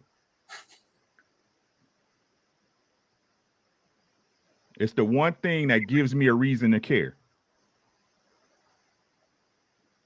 That's when I knew it was time. Right? That's all I got on it. I love it. I love that answer. Miss Indy, what is the indication, man? Like, what do you see in this? It's like, you know what? I'm done. This is my man. And give me that preparation in terms of making that transition. Once you see that indicator.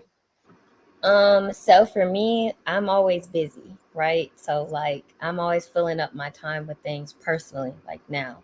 So I think that when the right person comes along, I'm not gonna want to be as filling of my time with things that I want to. It's gonna be more. I'm sorry, I got a dog over here. He's trying to get my attention. But I think for me it'd be more like I'm trying to get it on his plan. So like I start doing things like trying to nest. So like, no, I'm leave my little toothbrush there. You want me to grab stuff to cook? Uh, you said you don't got lunch tomorrow. Let me put a little note in there. Make Oh food for man. him, and you want me to bring it up to work for you, and just trying to. I think women, we all kind of do it. Like we do it even whenever we have kids. Like we start trying to nest. We start trying to make it like make ourselves known where we feel safe and feel comforted and feel like secure. And a big thing for me that has not happened yet is I will bring him around my father. Mm. So for me, my daddy is like I'm a daddy's girl. So for me, that's a huge indicator. Like this is someone that I would be proud to like bring my father to, because my dad, he definitely gonna go try that young man a little bit. But like somebody that I feel like, is worthy of meeting not only just my father, but the men in my life. So I have 3 brothers. So my brothers, my dad, like I'm not gonna be scared, like, I don't know about this one. Like, I might talk to them about them, but I'll actually like try to arrange something like I want to bring you into my family. Um, around the men that are important to me, because I think that you're on that same level, or, worthy to be around them, or they would think highly of you. And that has not happened for me yet. So we say in the Lord's Prayer that it will, but that is definitely going to be like a big indicator for me. Yeah, I Um, agree. Just I just agree. question though. Okay. Let's say that you're dating a guy and you really, really like dude, like he doing everything, you know what I'm saying, that you would want in a man, things of that nature. You feel safe around him, you feel good, he's supporting you, and this, that, and the third, and then you do bring him around your pops and your brothers. And they say, Story of I my just life. don't see it. I just don't see it. Yeah, How you yeah. gonna operate from there? So I think that's why I'm so like cautious and I use so much discretion. Um, I honestly I have thought about that, and I think I'll probably fall apart a little bit because that's gonna be the deal breaker. Like, what do I do from here? Because they're all so important and so involved in my life, and I'm very family oriented, and they're also involved. So it's kind of like if my dad don't like you, my stepdad don't like you, my three brothers don't like you out of there because they influence the women. So if they don't like you, the women not gonna like you, the little kids not gonna like you. Like you're just gonna be on the island by yourself. So for me, I think that I don't know, that would be like the biggest like no. I probably couldn't keep the relationship going. That would be it for me. And that's sad, but It No, is it, sad. It's easier said than done, though. That's why if you know, you do it early. Like if you have an inkling, do it early, and don't wait until you've built a whole situation with this person. And then I took him to my dad, and my dad was like, "Nah." yeah. My brother was just like, "When are you gonna get rid of him?" And I already invested like a year, And this and person, it took me another year to get rid of it. So take really, it. the sooner you can introduce them, the better. So because once you get like all deep in it, you can say, "Oh, the relationship's over. I'm just gonna cut him off because my dad didn't like him this day." That is not happening. It's not. It's gonna take time to separate away from him. Especially, you're gonna be like, he just need to get to know me. Okay, well, let's see that. Like, go play golf with them. Let's let them get to know you. They still don't like you. I think So okay, so you know what I mean? Like it's a process. I think for me, the starting place though is like my brothers. Like that's kind of like the trial run because I have let people Yeah. like I'll invite my brother like, oh, this guy wants to go to like brunch in like a group setting, and I'll Yeah. be like, can you just come and kick it with us? You can bring your friends and like and just kind of feel him out. And my brother won't like say anything. He'll just kind of let me do my thing, let this guy do his thing, and he'll be like, yay or nay. Like he'll be like, oh, he's showboating. Like he's buying bottles of Moet. He's doing too much. He's trying to, this is what, and he'll lace me up with a lot of game afterwards and be like, this is what I think. And so my brother is definitely like a good filter before I would even ever bring somebody home to my dad. Like, I feel like he's like the lowest level of the totem pole as far as like, all right, we're not meeting the president right now. We got to go through this security screening. And so for me, that helps eliminate a lot of stuff too. Like I definitely do, like I said, I'm family oriented. So I will invite my siblings to the things that we're doing and be like, what do y'all think about him? They'll be like, he out of there. Like, no. Rightfully so, though, man. I think that first off, that right there is dope. Because fact is that we as men can see something in other men that y'all just can't see, Yeah. and that's just especially when you like them, because you already got implicit bias right out the gate. They're You know honest. So they're honest. That's what I'm saying. Yeah. Like they'll straight up tell me, like, no, that guy is just trying to have sex with you. Right. Like I'll tell them this is the scenario, this is what he's doing, this is how he's dating me, this is what he's showing me, and I like him. So I feel like what you just said, I'm biased, like, oh, like, but he's cute. Right. Like, nah, you're not the only one that thinks he's cute. He probably got 3, 4 in the rotation, and they'll be that honest. Yep. They'll be Yeah. very honest. And that right there Well, can, that's can good that save they're your life. telling I, you I though. think really like all women should have at least a go-to, male of some sort that can serve as a barometer that can tell you, because again, it got to be somebody that really know you, for one. You know what I'm saying? Whether it's a close homie, friend, pops, preferably family. You know what I'm saying? But if that's not the case, because everybody is not in that type of situation, but you should have like some dude that you can run the dude by, introduce the dude to, and have him give you that blunt, honest. Yeah, he cool. Yeah, he's solid. That's something worth pursuing. Or no, no, cancel that. Move Does around. he really need to know you well? Because, you know, I've had well, I had someone meet one of my colleagues at work that's like a father figure to me. And I mean, he knows me, but he don't know me like my friends know me. You know what I mean? Because I see him as a mentor, so I don't tell him, and I see him as like a parent figure. So Right. I'm Southern, so there's a separation in the things we speak about. But because he never judged in terms of their relation to me. He judged them on like the kind of man they were. Right. It wasn't about what his intention were with me, how it's because he could be treating me great. He could be doing me great. It was all about what kind of man is he.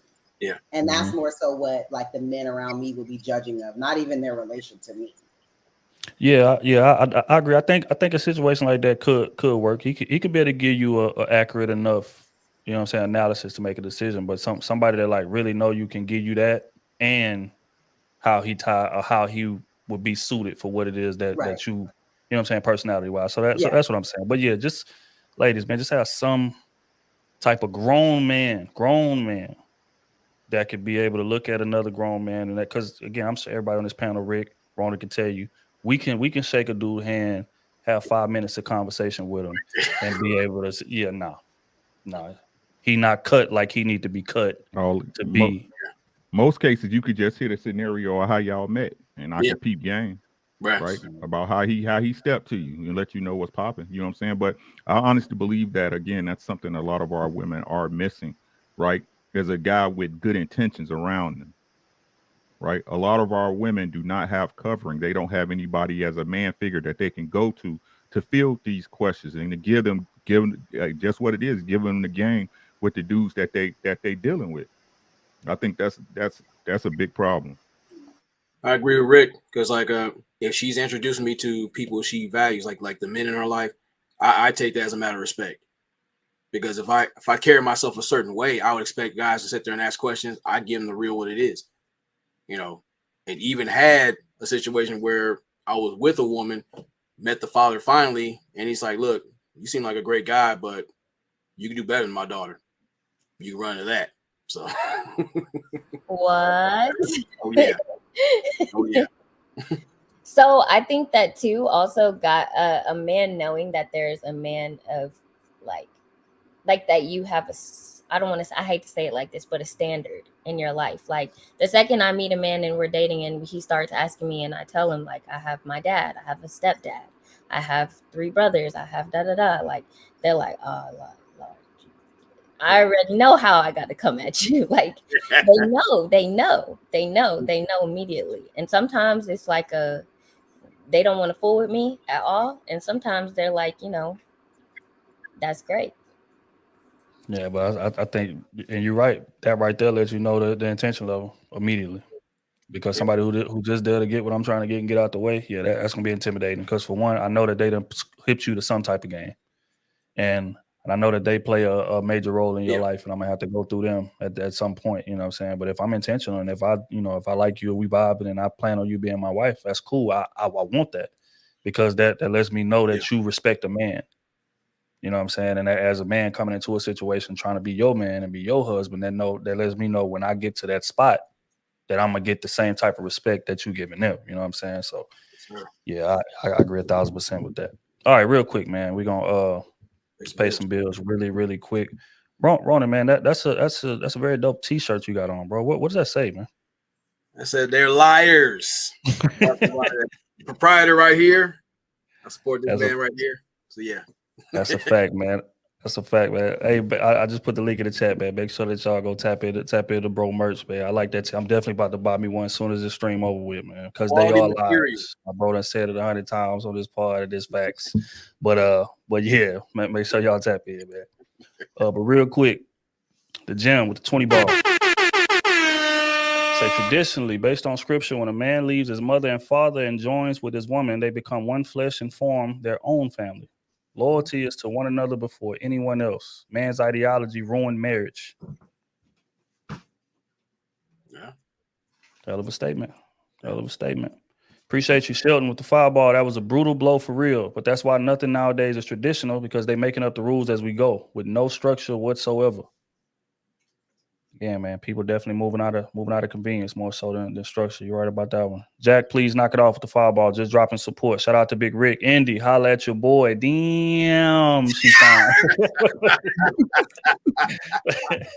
The Indy fan club starts. Already. Appreciate you, Jack. Oh boy, it's crazy as hell. Shelton with the 10 ball. Queen Sheba just painted a vivid portrait for us. That was so dope, Queen. That's considered reciprocation to a man. We need, and I repeat, need to feel wanted. Or am I my own with that? Or am I on my own with that? Good night, fam. Big facts. Definitely not on your own with that. That is 1,000% true. Yeah. Biggin with the 20 ball. Like I told SB 50 times now, and this is 51. I'm not getting married. If I drive by a church and a wedding going on, I speed up.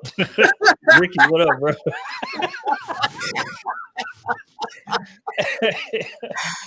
Appreciate you. Big Boy, Ant, crazy you are as too much. Too much. Crazy as hell. Appreciate you, big dog. Cargo with the 10 ball. Queen, Simply, SB, Kayla. Thank you for your rhetoric and honest dialogue. Please be discerning with us as Black men and pray for us that we will get better. Absolutely. It's facts right there, man. Appreciate you, big dog.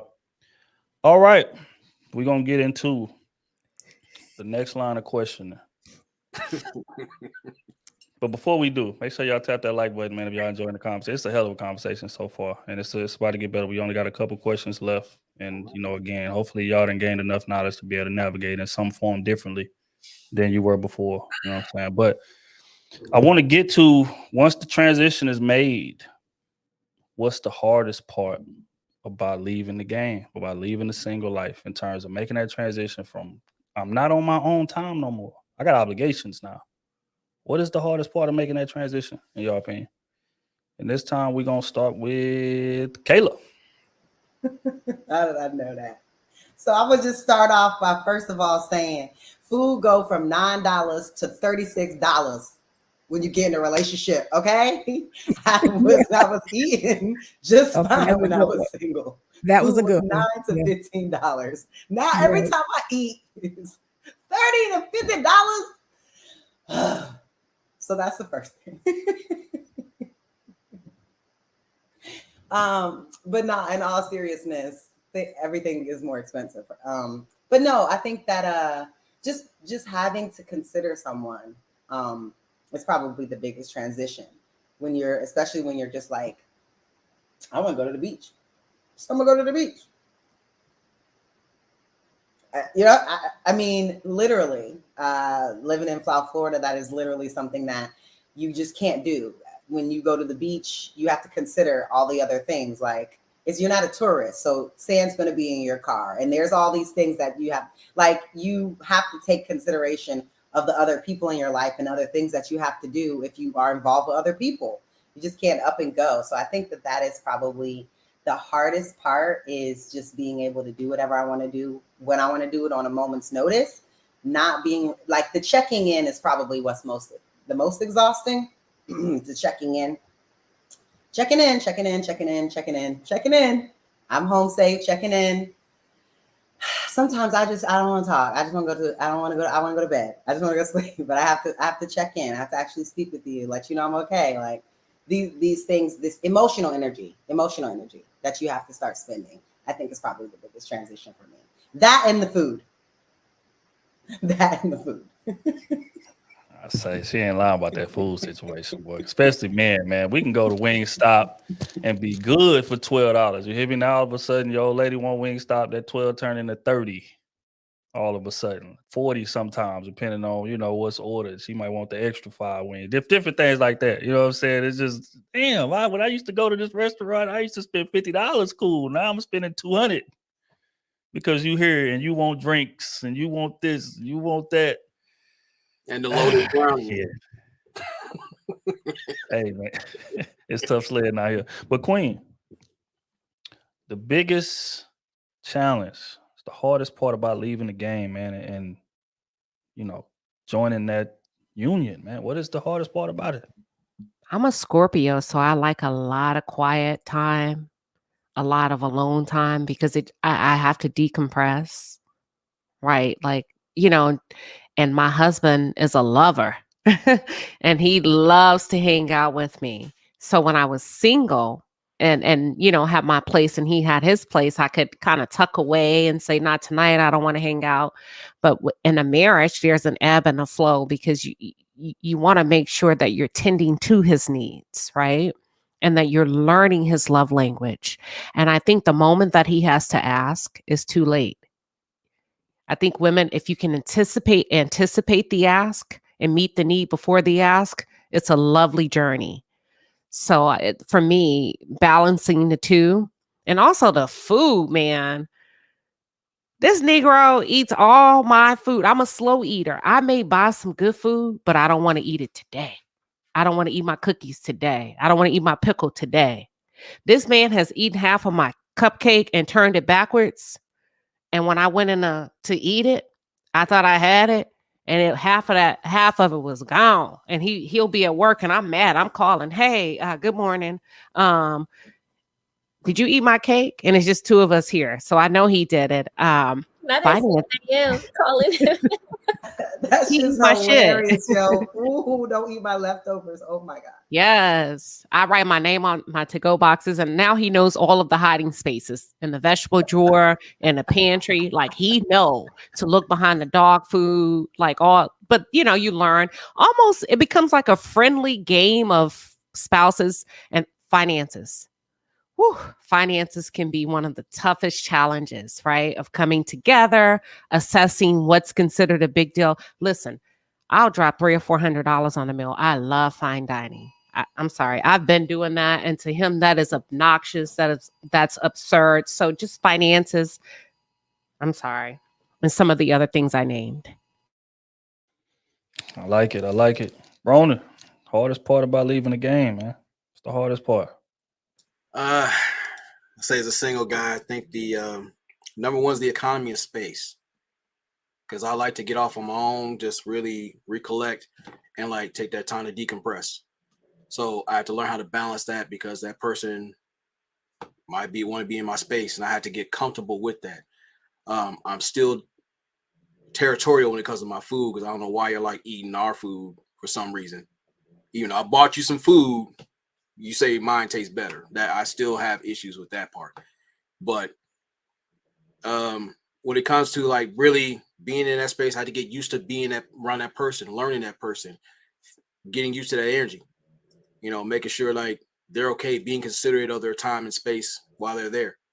Making them feel comfortable in my space. And the other part is like bearing the weight of this responsibility that I've been asking for. Because you got to walk it like you talk it. You as that guy said, once I'm there, I'm going to do this, that, and the third. When it's right there, that is no time for stage fright. So me having to follow through and, putting what she has going on in a sense on my phone, so I keep balance of that, making sure that person's okay. And being able to share probably the most intimate parts of myself, which I keep behind a vault. I have to really trust that person with that confidentiality, because once you break that, I can be there, but you're going to get a shell of me. So just those two things, it's like everybody else, you can kind of keep them at, arm's length. But when you really have them in their intimate space, it could be uncomfortable sometimes until they make it a safe space. Then you can really open up and really see the better part of yourself. I like that, man. Hell of answer. SB, hardest part leaving the game and joining that union. I'm gonna have to agree with the ladies already, because the hardest thing was two things. The food. I never budgeted for food. Now I had to put food in a budget, like go to the grocery store weekly and stuff like that. I never did that. As a single woman, you just eat whatever you eat. Or you go to your mama's house or something like that. It just was never a necessity like that. The other thing was money. For whatever reason, when we got together, we could not, our money just didn't mesh. It didn't make sense until we put it in one pot. But I ain't gonna talk about that. True, I ain't gonna talk about it. But those were the two things. I ain't gonna talk about it though.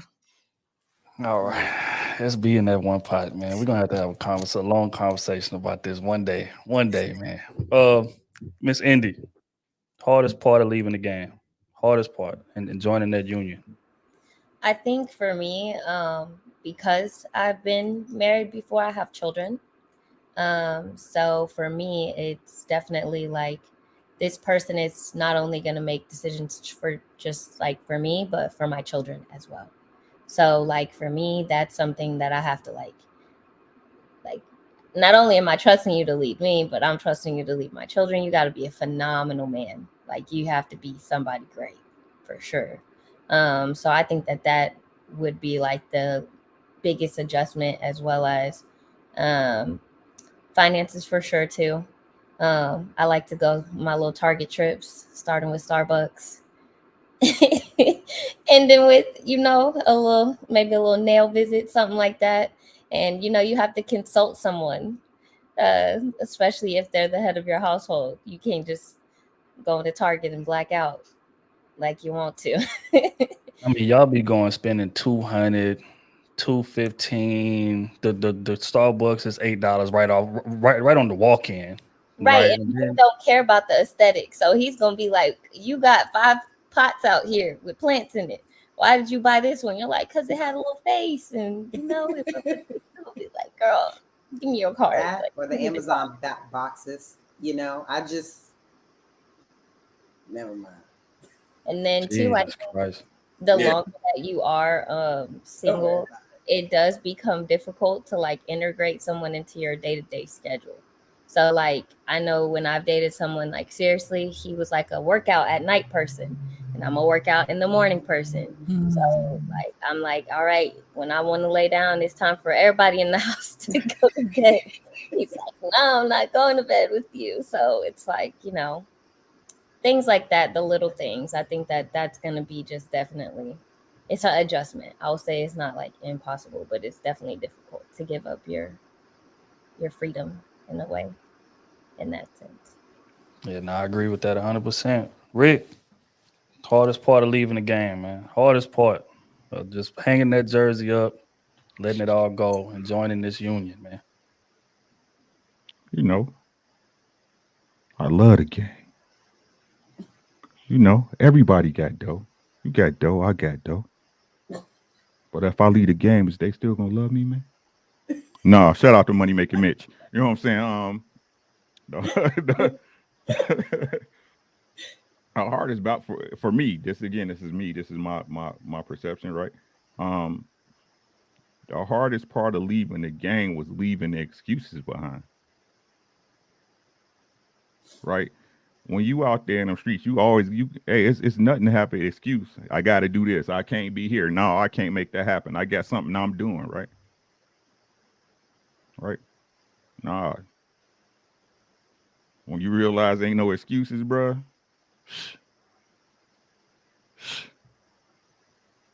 ain't not one excuse, bruh.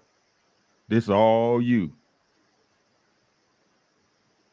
Like it's not even really the expectations your woman set for you. It's the expectations you set for yourself. That's the hardest part of leaving the game. That's why people stay in it. Did you hear what I said? That's why An you stay in accountability it. partner too, I guess, right? Is that what you're kind of saying? Exactly. Because like when you're by yourself, you can be like, yeah, tomorrow I did this yesterday. Tomorrow I'm gonna get up at 7. We can work out. It's whatever. I It's did, whatever. but nobody here will never know. It's whatever, But if right? somebody was laying next to me and I was like, I'm going to go to the gym at 7, and they rolled over at 7 and I'm still in the bed, then I would have to have like Right. somebody to answer to about that, So See, that's tough. right? But then, like when in my marriage, it's on a bigger scale, right? Right? Oh, you really want to do this, but nah, that mortgage got to get paid, right? I really want to do this, but my daughter got gymnastics. Ain't no excuses, right? So I think that's the most difficult part for me. I don't know about for everybody else. As far as the accountability, the checking in and stuff, I think that's cool. And as far as moving around, like I never had that problem with any of my partners because when we first hung out, the things I like to do then was the things I like to do now. You know what I'm saying? When I used to go hoop or play football or go out and play pool or whatever, you know what I'm saying? I mean, we grown. That's the one thing I don't get about people checking in. Yes, because I want to know you safe, right?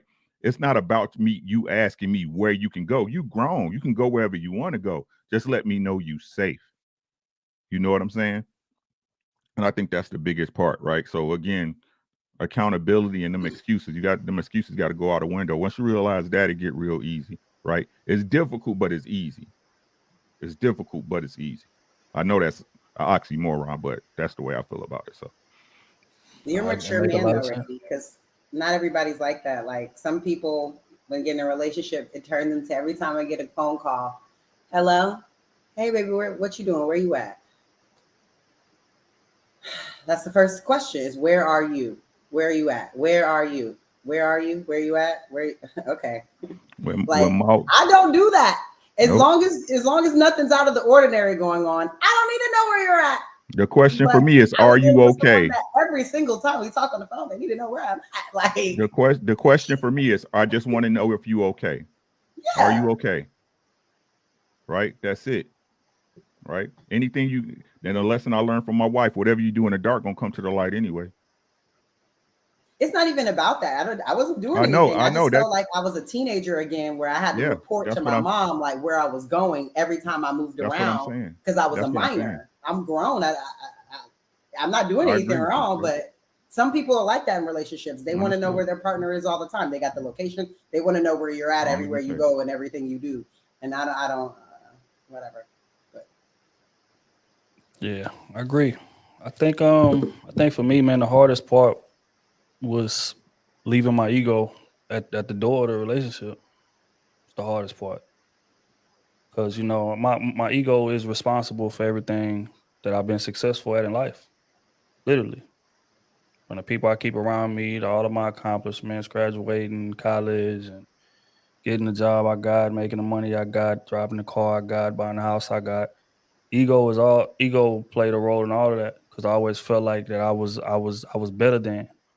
I was better than my surroundings. You know what I'm saying? A lot of people grow up in environments, that ain't really ideal to you being successful. Right. So you gotta have some type of ego to be able to get up out of there and go achieve something else. Right. So mine can be attributed to me leaving that, right? But the irony is that when you meet that woman, there is no space in a relationship for ego. And I tried to fight it. I tried to drag my ego through the door, even though it wouldn't fit. I tried to pull it in there. But again, we just kept running into issue and issue and issue because when you bring that ego into the relationship, you start keeping tally of things. And that's what you can't do, especially from a man's perspective. Like your whole job is, everybody's livelihood. It's making sure that putting everybody in the best position for them to win, even if that means putting yourself on the back burner to do it. That right there is the difference between, a man who's a leader and a man who, is just out here. And again, he may be great at something. He may make a lot of money. He may be successful at his career. But just because a man is successful, that doesn't mean he's a leader. It's the sacrifice that ties to the leadership. Right, it's like the analogy that I make all the time between Kevin Durant and Steph Curry. Right, Kevin Durant is a great scorer, probably top 5 scorer to ever play the game, but he's not a great leader. Right, compared to a Steph Curry, great leader. Like he's gonna make sure everybody is in position to perform at their best self, even if I got to take less shots to do it. I could go out there and score 50 a night if I wanted to. I mean, he's done that on a couple occasions, right? But this situation doesn't call for that. This situation calls for me to play the background and for me to facilitate and for me to make sure he got his 15 shots and he got his 10 shots and he got his 12 shots. And then I get mine where I need to get it in order to propel us to win. That's a man's job in a marriage. I need to make sure that my kids is on the right path, guided in the right direction. And just like Ricky said, that mortgage got to be paid. True. But my daughter also got to go to that dance recital. And I got to figure it out. I got to find a way to do it. The money might not be readily available. That means I got to go pick up a side hustle. Got to go cut grass. I got to go do some driving. I got to go do whatever. But my daughter's not going to go without, even if I got to take a loss to do it. You see what I'm saying? That's what leadership is. And I think that's probably the hardest part, as far as a transition for men to make. It's not bringing the selfishness, not bringing the ego in there, and then understanding like the weight of what you're signing up for. Like, you're not signing up to come in here and just be somebody partner. And we got equal accountability. Relationship in, you know what? It's your fault just as much as it is mine. And it's the kids' fault for not doing their homework. That's why they failed in the class. And I'm pointing the finger. Everybody got equal. No, it don't work like that. When you're the leader of the family, the buck stops at you. The liability stops at you. If y'all get kicked out of that house that y'all live in and y'all furniture is on the street, there won't be one soul that drive by y'all standing on that street and go up to the wife and say, I cannot believe you got your family living on this street like this. Is crazy. You should be ashamed of yourself as a woman. Nobody on earth is going to do that. They're going right to that man. They're going to look at that man. What the hell are you doing that allowed this situation to take place? So when you're signing up to be somebody's husband, you're signing up to be somebody's father, you need to be like real cognizant of the weight that you're signing up for. And a lot of men not. And they bump their head when they get into that situation. You know what I'm saying? Now, some dudes get it. Some dudes might have a rocky 1 year, 2 year, but that third year, they start clicking. They start figuring it out, and then they're able to make the transition. But most don't. And that's why relationships fail at the clip that they fail at. You know what I'm saying? So, and, in summary, that was the hardest part for me, man, is that just realizing that same ego that brought me everything that I got in terms of possessions and material things could work to the detriment in my relationship. So that's that. Real quick, man, we're gonna pay some bills and we're gonna get to the last two questions, man. First and foremost, my dog Angry Man in the building. Salute to my boy, man. Say salute, Trill. Salute to the panel. Appreciate you, big dog, pulling up on us, man. You know it's love. Sheldon with the 2-ball. Was Queen Sheba clone found? Just BSing. Love. What does that mean? Like a different version or something? Nah, he's saying he's saying he need to find somebody with your mindset. Is basically what is I think what Oh, okay. he getting at. Appreciate you, fam. Jason with the hundo. Appreciate you, big dog. Boy. Say food is the #1 cause of breakups, not finances. You eat all the food I was thinking about all day while working. That's egregious. Back to the streets, you go. I agree. I slap hands. I will suck the taste off your fingers and kiss the back of your hand. Hey, that's real. Hey, it is nothing more disheartening than you being at work thinking about that. Think about them leftovers from steak 48 that you had, and you walk in there thinking you about to warm that steak up. You still got the butter sauce, truffle butter, and everything ready to put on that thing. You get in there and it's gone. That is devastating. I ain't even gonna lie to you. So yeah, Jason, 1,000% right. Appreciate you, big dog. One True Deep with the 5-ball. Kayla was on point. The hardest part was the checking in throughout the day, letting him know my whereabouts, and I had to cook a whole lot more. It's facts, man. Take care of that good man. Yeah, that good man deserves that cook. And Savannah, that's a good man. Savannah, you got to cook that. That's facts, man. Appreciate you. All right. Again, man, make sure y'all tap that like button if y'all enjoying the conversation, man. We got 2 questions left, and I'm gonna get them up out of here at a decent hour. Hold on, somebody wants to say hi. I keep having to mute. This is Benjamin, y'all. Can y'all see him? Can y'all see him or no? Yeah, I see him. Yeah, we see him. Hey, hi, bro. He's cross-eyed. Sorry. Okay. That's him. He keeps making noise to say hello in the background. They bad. They're like kids, right? Yeah. They know when you get on the phone or when he's like, you know, they're chewing on the bone this whole time. Now you want to come follow me. You want to get pets. Like what? I say, man, he wants some attention, man. He wants some attention. Yeah. All right. All right. Next question, man. We're gonna get into it. We spoke on the hardest part about transitioning into the relationship. What was the most exciting part? Part that made you feel the best, like about transitioning into this new union and leaving the streets alone. I got somebody that I love and we vibing, and it's just, oh man, like what was the most exciting part about this new label that you're gonna have? And if you married, I want you to speak to marriage. If you ain't got the marriage yet, I want you to speak to when you got to that solid dude that you know that became your man. What was the most exciting part about walking into that? So I see everybody wheels turning. Who we gonna go with first? Let's start with Indy. We're gonna go with Indy first. What was the most exciting part? Like once you realize, okay, yeah, This him, and we gonna embark upon this relationship or this marriage. What was the most exciting part about making that transition? So I'm single. So I have not gotten to the exciting part. Hopefully, again, God willing, I will soon.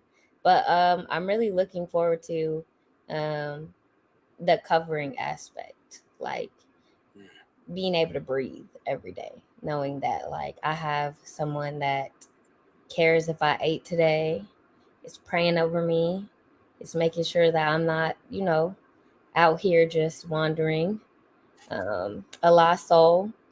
I'm really excited to have an excuse to tell my friends, like, no, I can't go out this weekend. I'm sorry, Like, I can't wait. I can't wait and be like, my man, my man, my man. So, yep. Oh, hilarious with the and the wild part is fellas be using that too on the low.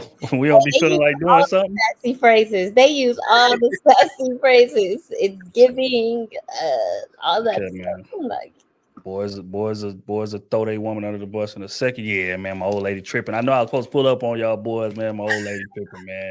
I'm gonna catch y'all next time though. We never wanted to go at all. But that's real. Salute to that excuse. All right, Rick. It's the most Fab. exciting part. Most exciting part about getting married and joining that union that's 20 plus years in right now. Hold on, real quick before you talk. 20 plus years in. I want to start this back. Get that thing done because again, it ain't easy, man. That's what people don't understand. Man. But yeah, what was the most exciting part about making that transition? It's really two part, right? The first part was the first, right? All the first, like, okay, I'm gonna be the first one to take her because my wife didn't travel before I met her, right? I'm gonna be the first to take her to Universal Studios, to Disney World, right? I'm gonna be her first. You know what I'm saying? We did a lot of firsts together, right? Uh, she never ate seafood, right, until she met me, right? So the first, right? Our first Mardi Gras, right? Our first Mardi Gras, right? Our first birthday, our first anniversary. You know what I'm saying? That was the most exciting thing, right? Because it was just like we had talked so much about the things we wanted to see and the things we wanted to do, and I was like, "Hey, I'm gonna make that happen for you," right? And the second part was the most exciting was just setting an example. And I know I shouldn't look at it this way, but I'm just being honest with y'all. The way I look at it, I was righting wrongs.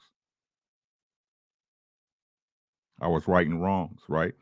I didn't have a lot of positive relationships to learn from, right? The only examples I had was the wrong way to do things, right? So I was real excited to show not just me, but her, my family, my mama, you know what I'm saying, my kids, the right way to do stuff, right? And I can happily say, like right now, my daughter, my youngest daughter, she doing it the right way. My oldest son, he doing it the right way. You know what I'm saying? Being the first in my family to own a house. I did this with this woman. I did it with her, right? Not only do my kids got a house, my grandkids have a house, right? My oldest son, he's a homeowner. My daughter's a homeowner, right? I set the path. I set the path. I did it. All the generations before me didn't do it, but I did it. And it got to start somewhere, right? That was the most exciting thing to me. Like I said, I don't care what y'all say. I love my old lady, boy. I love my old lady. I wouldn't trade her for none of y'all. None of you. I hope Yeah. not. No, we have it, man. Hell of an answer. Miss Kayla, the most exciting part about getting into that relationship, man, and again with a dude that you really feel like, hey man, this thing going the distance. What's the most exciting part about getting into that type of situation? Um, I would say it's two things for me. I think the first one would be having a trusted confidant. that's what I most look forward to. You know, I'm mingling. I don't feel like that about anybody right now, though. But yeah, I look forward to that. Like someone that I can run things by, whatever it is, that I could just feel comfortable sharing um, what I really think, how I really feel, someone that I could really share that with. And I think the other part is I'm very much so like I like doing things. I'm a planner. I started a whole event planning company because of that. I love doing like things. So I look forward to someone. I have so many ideas. I'm like Michael B. Jordan. I have so many ideas of stuff I want to do for people, for like my partner, that I just never did because I never thought that I just haven't thought that somebody was worth it to do all that stuff for. But I have like birthday things like already planned out. I have like date nights I want to do. I have like whole surprises. I have so much shit I want to do. But that person has to be like worth that effort and that time. So I look forward to finding that person being able to do all that shit. It's gonna be so amazing. Yeah. I like it, man. I like to hear it, man. It's Queen.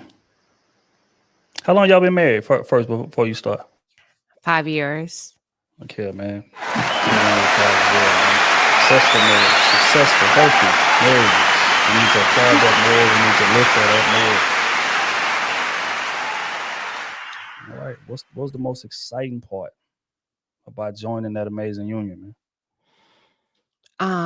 I wrote my notes. My husband, like having someone to truly love you. My husband has never attacked my character, ever. Ever. My husband has never said anything bad to me to make me feel bad about the woman that I am. And when I say never attack my character, we all have a character. There is things about yourself you cannot change. And there's things about yourself that you should change or you should pivot or be flexible in. Now, the flexibilities he'll talk about. The permanence he has never used against me. Ever. Ever. Right? So I for me, that was beautiful. And my husband taught me how to love. My husband taught me the art of love, the art of forgiveness, true patience. And he didn't say do this or do that. I watched him. My husband's mother is a little bit older. She can call him 6, 7, 8 times. He has the same patience. Hola, mama. ¿Cómo estás? And they talk, and I'm just watching. You know, I get irritated. People keep calling me over and over. And he never said, and one time I told him something about my dad. He said, he doesn't know any better. Just love him. I'm like, what? And he taught me how to really love people and see through people's flaws and just pause and just give people grace, if that makes any sense, right? So that was exciting. Learning how to really have or establish an agape love and learning that from your husband. Because when you think about love, most people assign that to the woman and not the man. My husband is a very hard worker. Gets up 4 a.m., out the door. Discipline. He's taught me discipline. I thought I had it, but I see him showing up for himself over and over and over again. My husband moved to Texas about 10 years ago. He had no money. His mother spotted him to come here. He had no transportation. She spotted his rent for 3 months. And my husband went to trade school.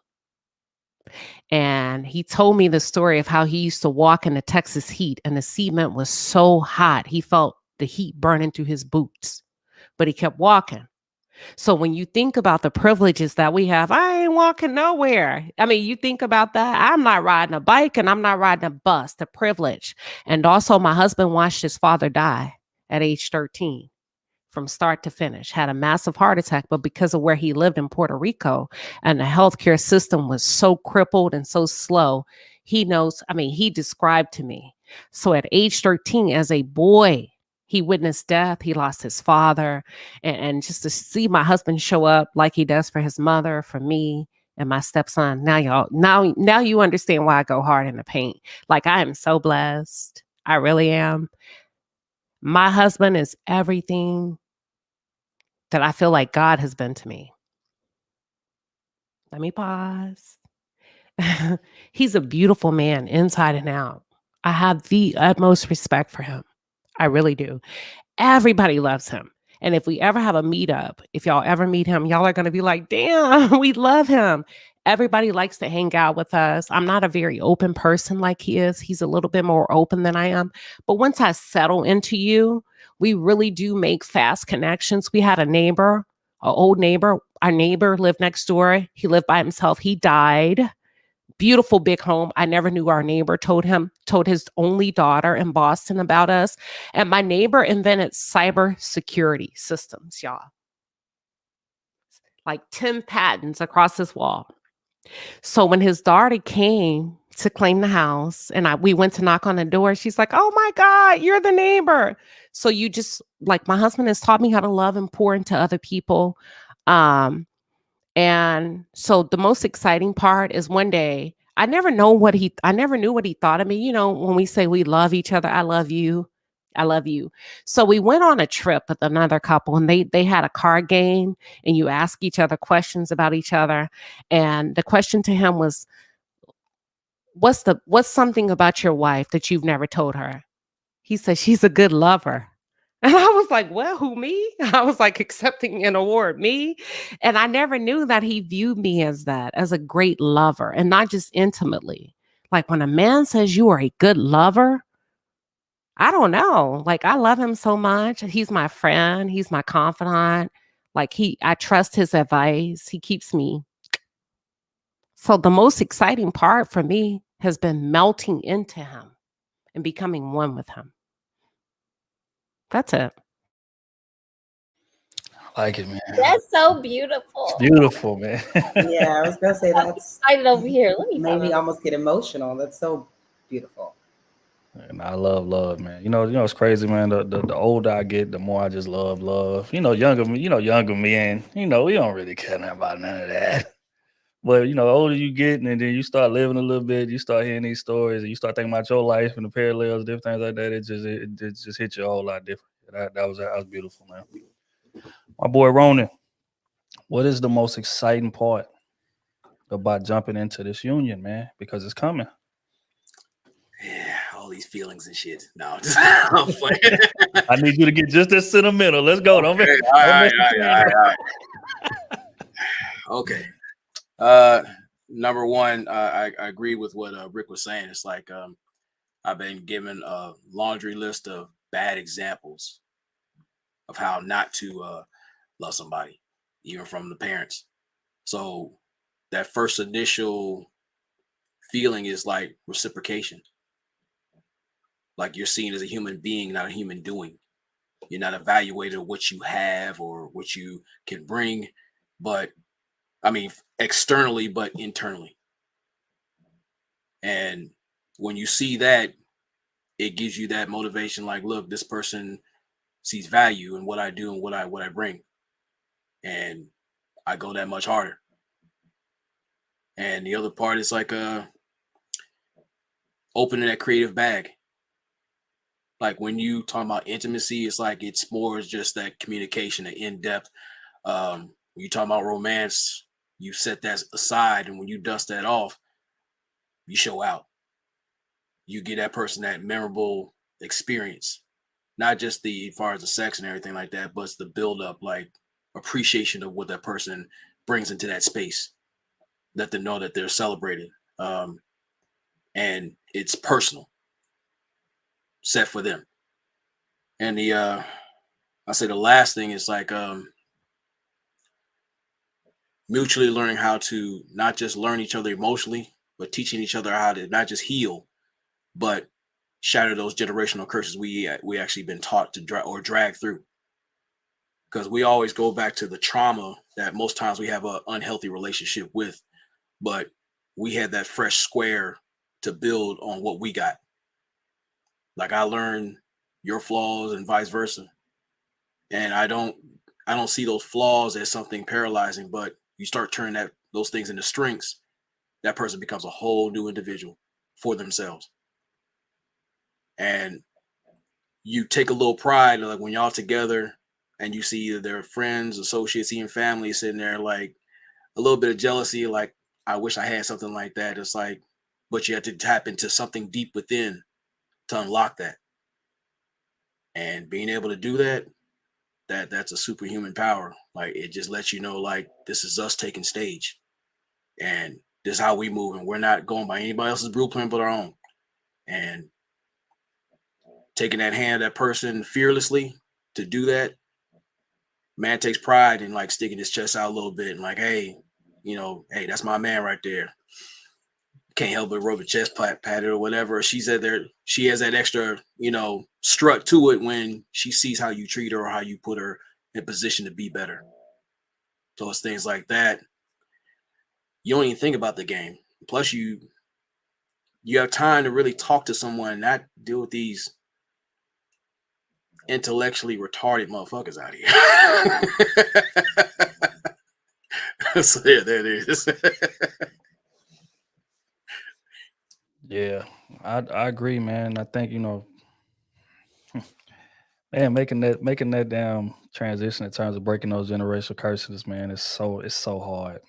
It's easier said than done, and that's why you got to have your partner that's patient enough to be willing to build with you, because a lot of us just grew up wrong, just all wrong, man. Even if you had the parents in the house, the dynamics of that situation was just all wrong. You don't realize it till you get out into the world and start living a little bit. Look back like, damn, that was a toxic environment I was in. This is crazy.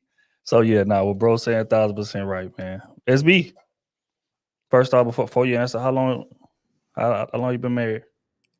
27 years. Ooh. Come on. 27. Come on. Yeah, real time put in, real sacrifice put in, man. This type of thing needs to be praised. But what was the most exciting part by joining that union, in your opinion? My husband is very spontaneous. He's a doer. He has no limitations. He feels like we can do whatever. So whatever it is he dreams and thinks of and plans out, we gonna do it. And he's always been that type of guy. He's never, how I can imagine some people, they come up with ideas, but we can't do that. They kill it. He's not that type of guy. He's gonna kick the door in, he's gonna make it happen. And he's very spontaneous. He's not that type. He's not gonna just sit back and just let stuff just pass him by. He's gonna be a part of it. He's gonna be that guy to be like, well, why not me? And that's just how we live. Because I came from the more traditional household. People work jobs, same job. My mom and dad worked the same job all their life. They retired from their jobs. One job, both of them. And he brought in the doing. He's that guy. And I just saw it. And he's that protector. He's going to kick down the door. He was going to be good at a lot of things. And I just believed in him, and very spontaneous. The spontaneous thing was with it, though. Let's go. That type of thing. Okay. It just the man. It just came in like that. And that's just been the way he's been the whole time. Yeah, man. Grown man behavior, man. It's grown man behavior. Having that plan, going out there and executing it. But again, you play a big role in that, I'm sure, in terms of putting that confidence in him to make him feel like I can do whatever. Because I got my, you know what I'm saying, my person watching my six. So that, that shit there is super, super pivotal, man. So salute to him. Man, the most exciting thing about joining the union, for one, was setting our own traditions. A lot of us grow up in families to where, they got different traditions, or they might eat at the table at 6:00, or everybody might eat where they eat at, or we might have an annual trip, or we celebrate holidays at, Big Mama house or auntie, house, or whatever the case may be. But just getting into the relationship and once we, got married and things of that nature, that was probably the first thing I was excited about. Man, we're gonna create our own traditions, man. Like every year we going to an island, and when we eat dinner, we're gonna eat dinner together, and just different things like that. Christmas, we're gonna open up 2 presents the day before, and just little things like that. Like we're gonna have an annual New Year's party or annual this, and our house gonna be the spot that Big Mama house used to be at. Like that was, what I'm saying, like setting our own traditions, like setting our own foundation was super exciting on one end. On two end, on the second end, was realizing like what type of man that I could become. Because the fact is that you don't know yourself as a man until somebody's livelihood is depending on how you move. It's a lot of men out here that's successful. It's a lot of men out here get to money and things of that nature, but it's not people depending on them. Like when you got into a marriage, like I said earlier, your wife is dependent on you. Just like SB just said, my husband say, look, man, we doing this. Let's go. But with that in mind, he ain't moving reckless. He taking all kind of calculations and making sure that she gonna be good and this is gonna be good and this is gonna be set up because again, her livelihood is in his hands, right? So what excited me was seeing what type of man that would turn me into once that was my case. And that's why I say all the time, I love married me way more than I love single me. Way more. I'm way better of a person. I'm way less selfish. I'm way more understanding. You know, these are the things that my wife put into me. Fact is that just as much as I teach her, she teach me things about me that I didn't even know that was there. You know, whether it's trying different things, watching different TV shows. I would have never thought that I'd be sitting on the couch watching Basketball Wives of Potomac or Housewives of Potomac and actually interested. Damn, baby, what she did? He did what? That's crazy. Again, man, we, you know what I'm saying? We come from the, you know what I mean? We don't come from that, man. But then there's certain women that you will meet and well, baby, just try it. You know, guacamole, zip lining, she had me eating that kava. It's just little things like it's just like I never would do any of this if it wasn't for you. And the whole thing about it is like we be so resistant to it early. Man, I ain't doing that, man. I don't want that. And you try it out, like, damn, that's pretty good.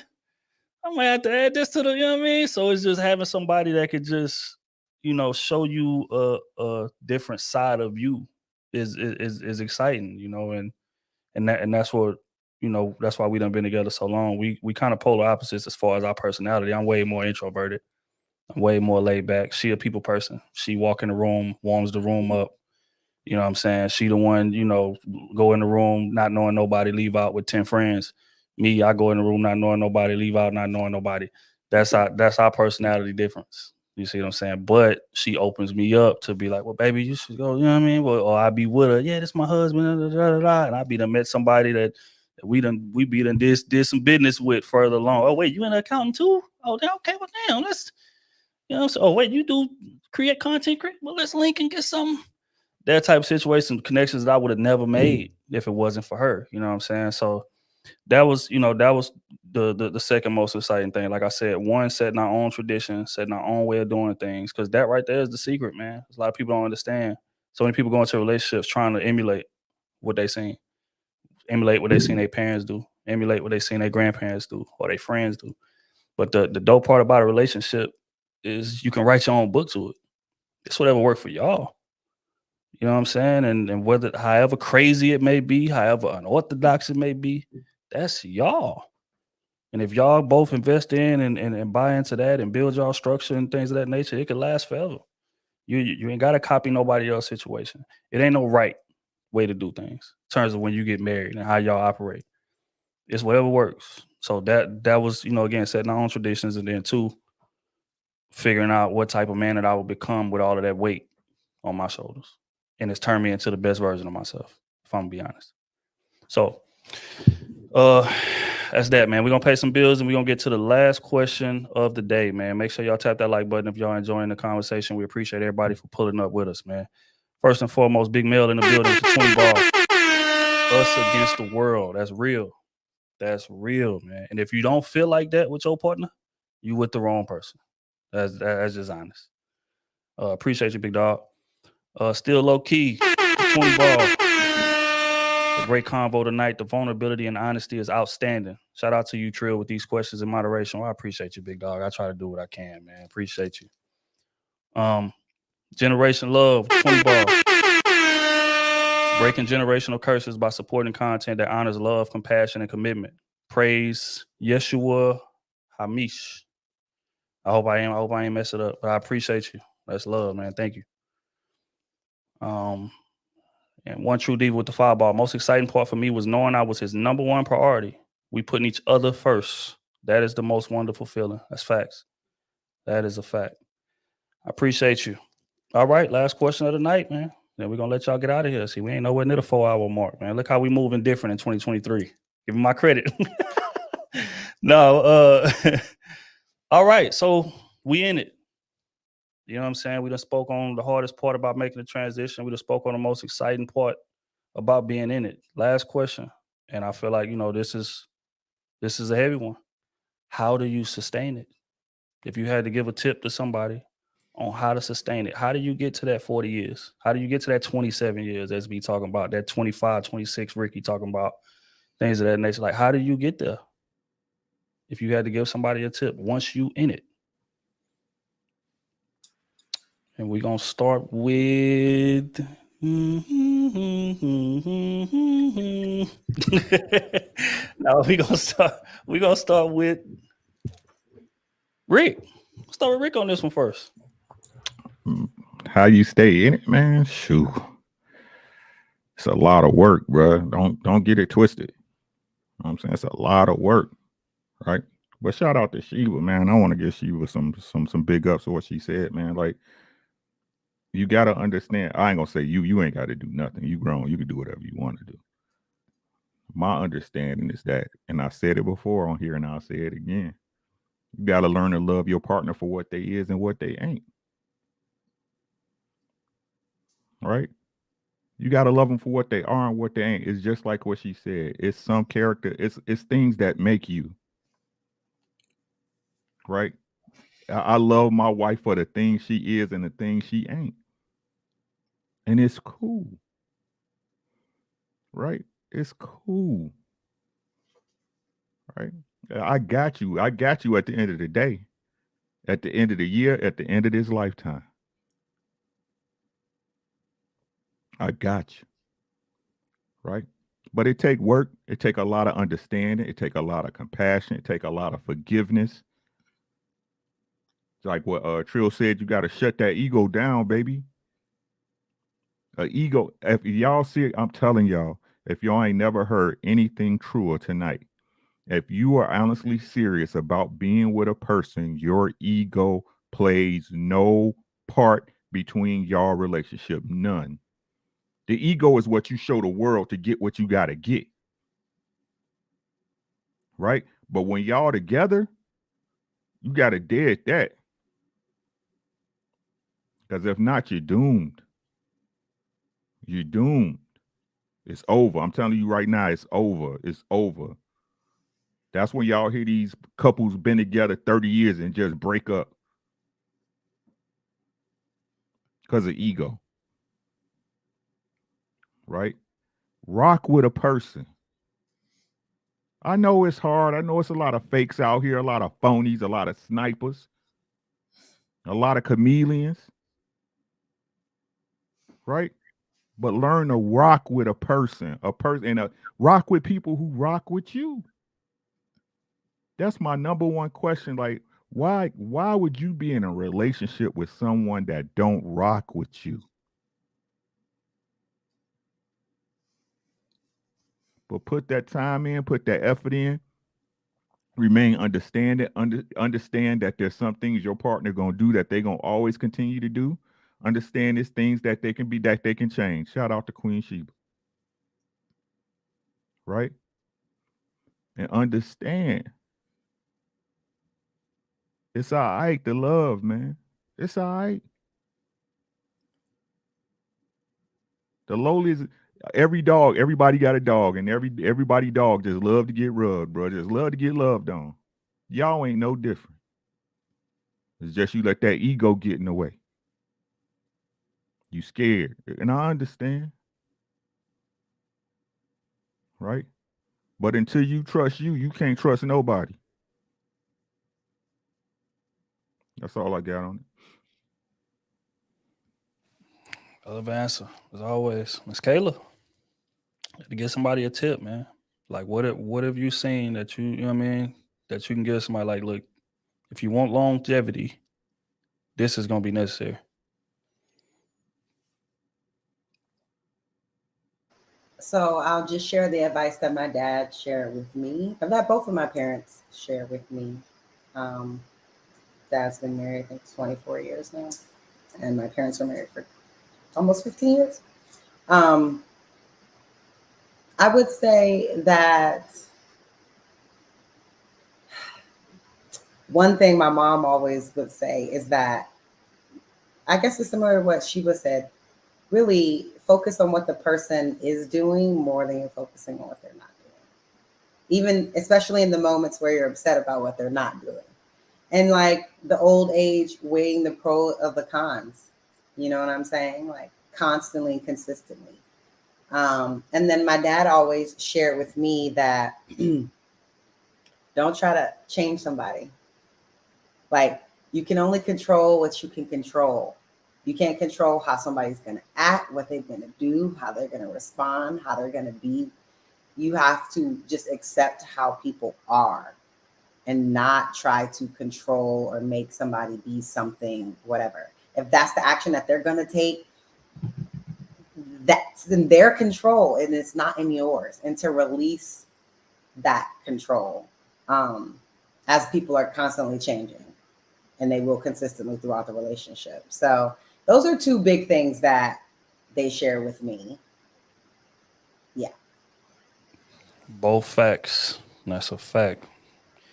Miss Queen, how do you maintain it? How do you stay in it? How do you keep it going, keep it fresh, keep it new? If you had to give somebody a tip.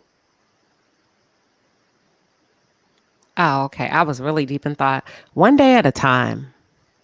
There's a reason that we're supposed to renew ourselves daily. You only get enough for one day at a time, and so does your spouse. So every day, wake up and renew yourself in them, renew yourself in meditation, prayer, whatever you believe in, one day at a time. And for women, this is so important. Do not assign the responsibility of romance just on him. If you want to take a trip, book the trip and say, baby, I booked a cruise. Baby, I booked a steakhouse. Like, don't put it, if you want to do it, do it. Y'all are married. What are we doing? You see what I'm saying? That is your lifelong partner. Like, y'all are married. So you have to contribute to the romance part. And even if it's not like booking a trip, tell him, I haven't had flowers in 3 months. It sure would be nice if you want some lovey. Talk to him. It would be nice. Wait a minute. Where's my wine? Where's my champagne? Warm me up. Like, talk to him. Talk to him. And he'll start talking to you. He'll be like, I sure ain't had no. And before you know it, you're talking to each other. And those are just like really extreme examples. But talk to each other. Communication is key. And then you need an accountability partner outside of yourselves. The two of you are not enough in that marriage. And what I mean is, if you're a believer, prayer. If you're not a believer, meditation, walk, something outside of yourselves that's going to draw you to each other and help you both to be, okay, let me not be selfish, or let me reconsider how I'm approaching my wife and or how I am approaching my husband. Last but not least, pause. Don't be so quick to respond and judge your mate and correct them. Just pause and observe them sometimes. One thing at a time. My dad told me, when dealing with a man, the worst mistake most women make is you need to do A, B, C, D. Give him A.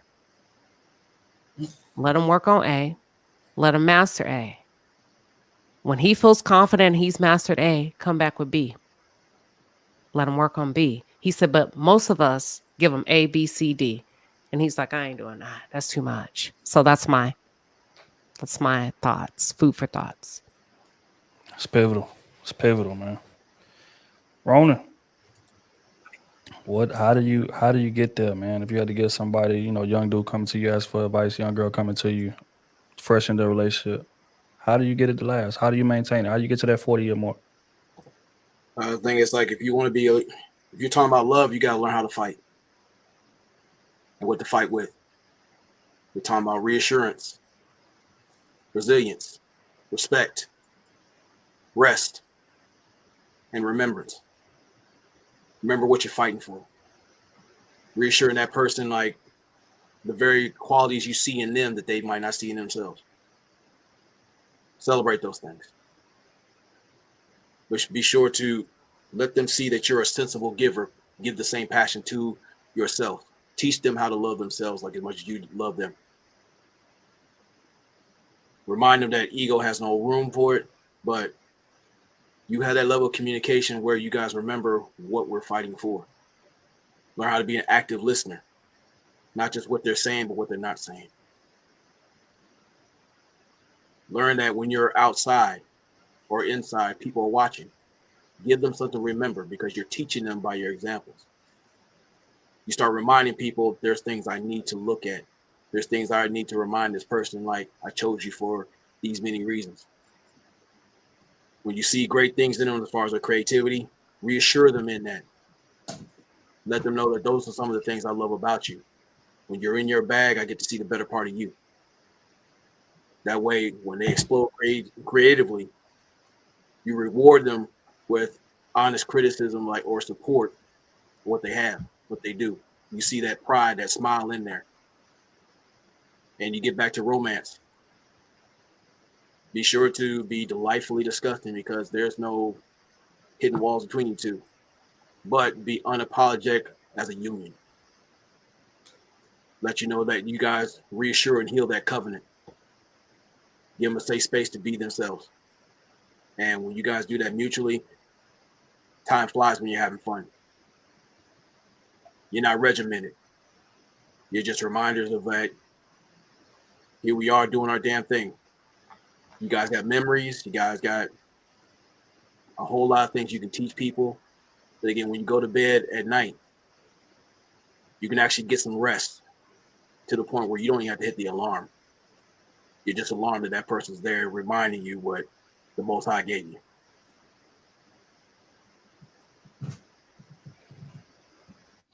Well said. Well said as always. That's B. How do you get to 27 years, man? How do you maintain it? You had to give somebody some tips. Okay, some tips on being married. First thing I would tell someone to do is to study marriage, figure out what marriage really is, outside of the world telling you that it's a business. There's a there's a covenant that comes along with marriage. There's some agreements that you are taking when you take your vows or when you say your vows. You want to stick to that. In marriage, it's a sacrifice. It's a daily sacrifice. Always stay tuned in. Never let it go. Always be tuned in. Don't let one day go by that you don't think about your spouse or that you're not putting that person before yourself. You're catering to each other because you're becoming one. You're learning each other. It's a daily fix, if we can call it a fix. But it's something you practice daily. It's just not going to work on auto. You got to be engaged. You have to be engaged. And like your husband or like your wife, like them. Sometimes you're not going to love them. I'm telling you, sometimes you might fall out. Sometimes you might feel like there's a problem. But like them, always get back to the liking and enjoying their company. The other thing, it's just someone said it in the comment section not too long ago. It is you for me. It was me and him against the world. Nobody else gets into this relationship. Nobody. Nothing. And I think that's the way to go. You just keep it between. Actually, we said that in the beginning of our relationship. Because going back a little bit, I want to say this. What's your name? Indy said that her dad and her brothers have to approve of her men. My dad approved, but my mom didn't. So it was like, whoa, what do you do? It was real easy for me. I'm marrying him. So with that being said, you have to decide at that point, the people that you trust the most to help you make decisions, you might not be able to trust them in this particular decision or in this particular relationship, because they're going to base what you do on what they've done. So the me against the world, or you and I against the world, is, for me, has always been the thing that worked for us. That's what kept us. For 5 years, first 5 years, we were on total lockdown. Total lockdown. It was just him and I. Nobody else got to say anything. And I think that helped us a lot. It helped us learn marriage, helped us learn each other. And, but just as something that you want to take away with, make sure that you understand that marriage is a huge sacrifice. And if you go, selfishness is the only thing I think that breaks up a marriage. It's when an individual gets or becomes selfish. You can know there could be several acts, but what actually breaks up the marriage is one or the other being selfish. They're deciding, I'm not doing this anymore. Or I would say putting themselves first. That's what breaks it up. So as long as you can come or stay sacrificial, it'll work. Well said. I agree 1,000%. Miss Indy, well, you got some tips. And what would you tell somebody in terms of how to sustain it? How you keep it going? We in it. How you keep it going? I was gonna say I honestly would not feel comfortable or confident telling someone to, how to stay married, because I've never experienced that. Honestly, this is me just being honest. But things that I will do moving forward that I've seen from the examples of marriage that have been successful, like my grandparents stayed married until my grandmother passed away, bless her soul. And even in that, my grandpa had the hospice people delay her pickup, so he could spend 10 hours with her. So the biggest thing that I saw as examples in their marriage that I was like, this is just beautiful, is love. God was at the foundation of that, and the love always followed. So I would say, like, they weren't overly affectionate, but there was always affection. It wasn't a day that he didn't go by out that house without kissing her before he left and telling her, like, I'm coming home with you later, I love you, I'm gonna see you later. And definitely the humility. Whenever there was no, like, what y'all, everybody's pretty much talked about, it, ego. So like they opened their room up for correction, but they always kept it. We would always say, "Oh, we know they're in there talking because the door is closed." So they kept it humble, but they kept it between the two of them as well. And then I guess the biggest thing was just always choice. I'm sure that there was trials, things that happened, jobs lost, whatever it might have been, and they could have chosen to walk away from their family, their marriages at any point in time, but they chose each other daily. And I think that choice is a big thing, like choosing them. I think that's beautiful. I agree, man. Had to give y'all tips, man, on how to maintain it, man. It's tough, man. It's tough, but I think first things first is understanding the fact that you ain't gonna get it right every day. Not. You can do as much reading, you can do as much studying, you can do as much researching as you want, but it's no training like on the job training in terms of marriage, because everybody's unique. Your partner's unique. What work for your parents might not work for y'all. What work for your grandparents might not work for y'all. But your wife different than your grandma, and you different than your grandpa. You know what I'm saying? So it's literally we learning on the job, and because that's the case, we ain't gonna get it right every day. But what's most important is that we willing to show up every day and keep on fighting and trying to figure it out together. It's having that willingness and that urge. Ricky said something earlier in terms of I was scared of what my life would be like without my wife, and that's how I am now. And I never thought I'd feel that way ever growing up, because I'm always, man, I don't need nobody. I'm good. I figured out on my own. I don't care about none of that. I'm gonna be good regardless. The fact is that when you have somebody that's that powerful come into your life and who supports you, you know what I'm saying, like unconditionally, things that just gonna ride with you. Like nobody ride for me like my old lady. Nobody. Right. You know what I'm saying? It have been situations that I can't even speak on, but she don't play games by me. That's just a fact. So having somebody like that shifts the way you view life. And we done been together so long, you know what I'm saying? It's like life without her, I can't even fathom that. You see what I'm saying? But just going back to what I said though, man, it's about showing up every day. You ain't gonna get it right. It's kind of like raising kids. You ain't gonna get it right every day. Some days you're gonna be a horrible parent. You're gonna be trying, but you're gonna be a horrible parent. You know what I'm saying? But again, it's about showing up the next day and showing up the next day and showing up the next day until we figure it out, until we get it right. Develop our own system and develop our own traditions and just keep fighting and keep fighting and keep fighting. And with us against the world mentality, keep outside noise outside. It's probably the third. Yeah, that's the most important thing, because it's so easy, especially in this era we in, where people are looking at their phone for 10 hours and 12 hours a week. It's so easy to let outside influence get into your relationship. Wait a minute, they went on a trip. Well, man, we ain't went on no trip all year. Man, he bought her what? Man, my husband ain't never spent no money on me like that. Is that like that quick can infiltrate your relationship and have your person not, you know what I'm saying, respecting you and not appreciating you the way that they should. You know what I'm saying? Again, because of based on something they seen from the outside noise. You got to keep outside noise, outside noise. You don't know what the hell going on in people's relationship for you to be judging yours based on it. You know what I'm saying? So once you stop comparing your situation and, you know what I'm saying, just focus on each other, focus on how can I wake up and improve her quality of life or improve his quality of life every day. Yeah. Is we literally fighting to see, competing to see who can do more for each other, who can take the most off of each other's plate. And it ain't got to be big things, small things. Ironing her clothes because she came in from working out. She's sleepy. You know, she got to work out tomorrow. The workout clothes dirty. Putting them in the washer right quick. Stand up, making sure the day in the dry before she wake up so she can just, you know what I'm saying, wake up in the morning and just roll. Small things like that.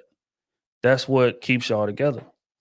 Because y'all work in unison so much to where it's kind of like y'all in such a harmony once you finally figure it out that you wouldn't even think to break it. You wouldn't even think to let nothing get in between it. Because this is my person. I'm her person. We ride for each other regardless. Right, wrong, indifferent. And I feel like that's what's going to get you there.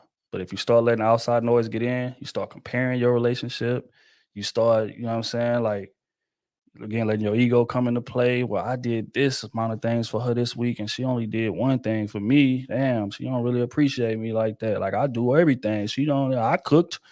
She ain't cooked in a month. I'm just.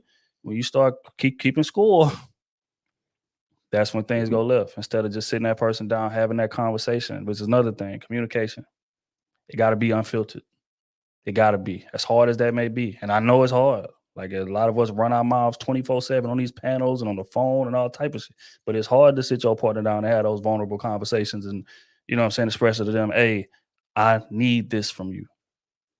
I don't feel like a man because I'm not getting this. You know what I'm saying? Hard stuff.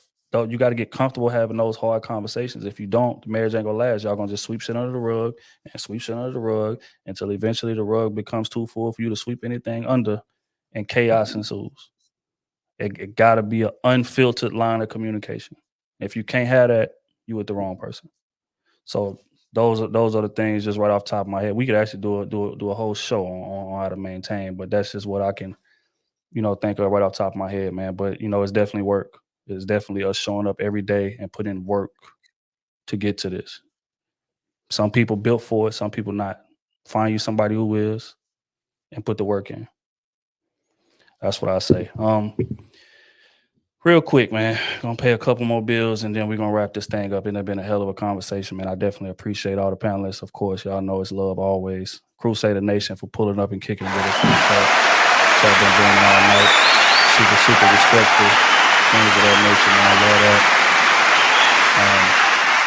I say healthy conversation, solution-based dialogue, man. I think we hit the ball out of the park today in regards to that. We're gonna wrap these bills up and get up out of here. Poking with the fireball. Me without her, I'd never go platinum.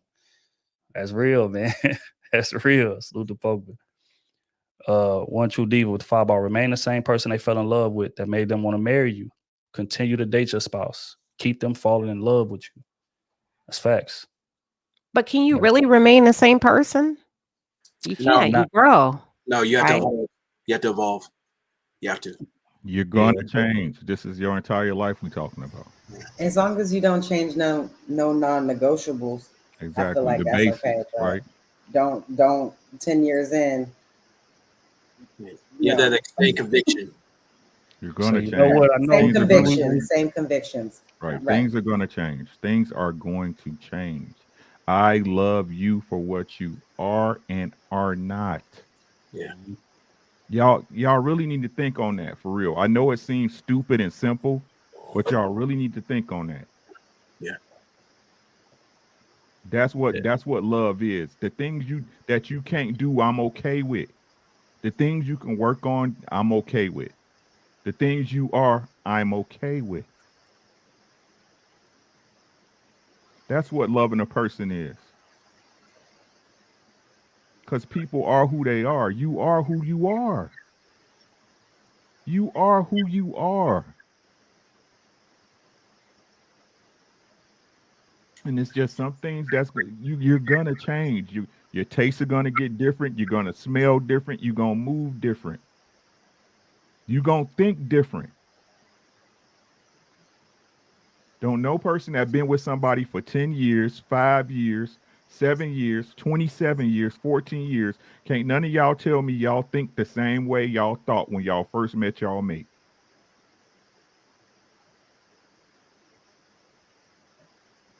Yeah. You're gonna change. It's okay. I love you. I love you. But then now we'll have to get to your understanding of what love is, people. And that's the conversation don't nobody want to have. Do you know what love is? Or better yet, what does love mean to you? Thanks. Is love just meeting everything you want and your standards is no you going out of your way to be of service to somebody? The greatest thing about love is that it's reciprocated. You're going to change and it's all right. It's okay.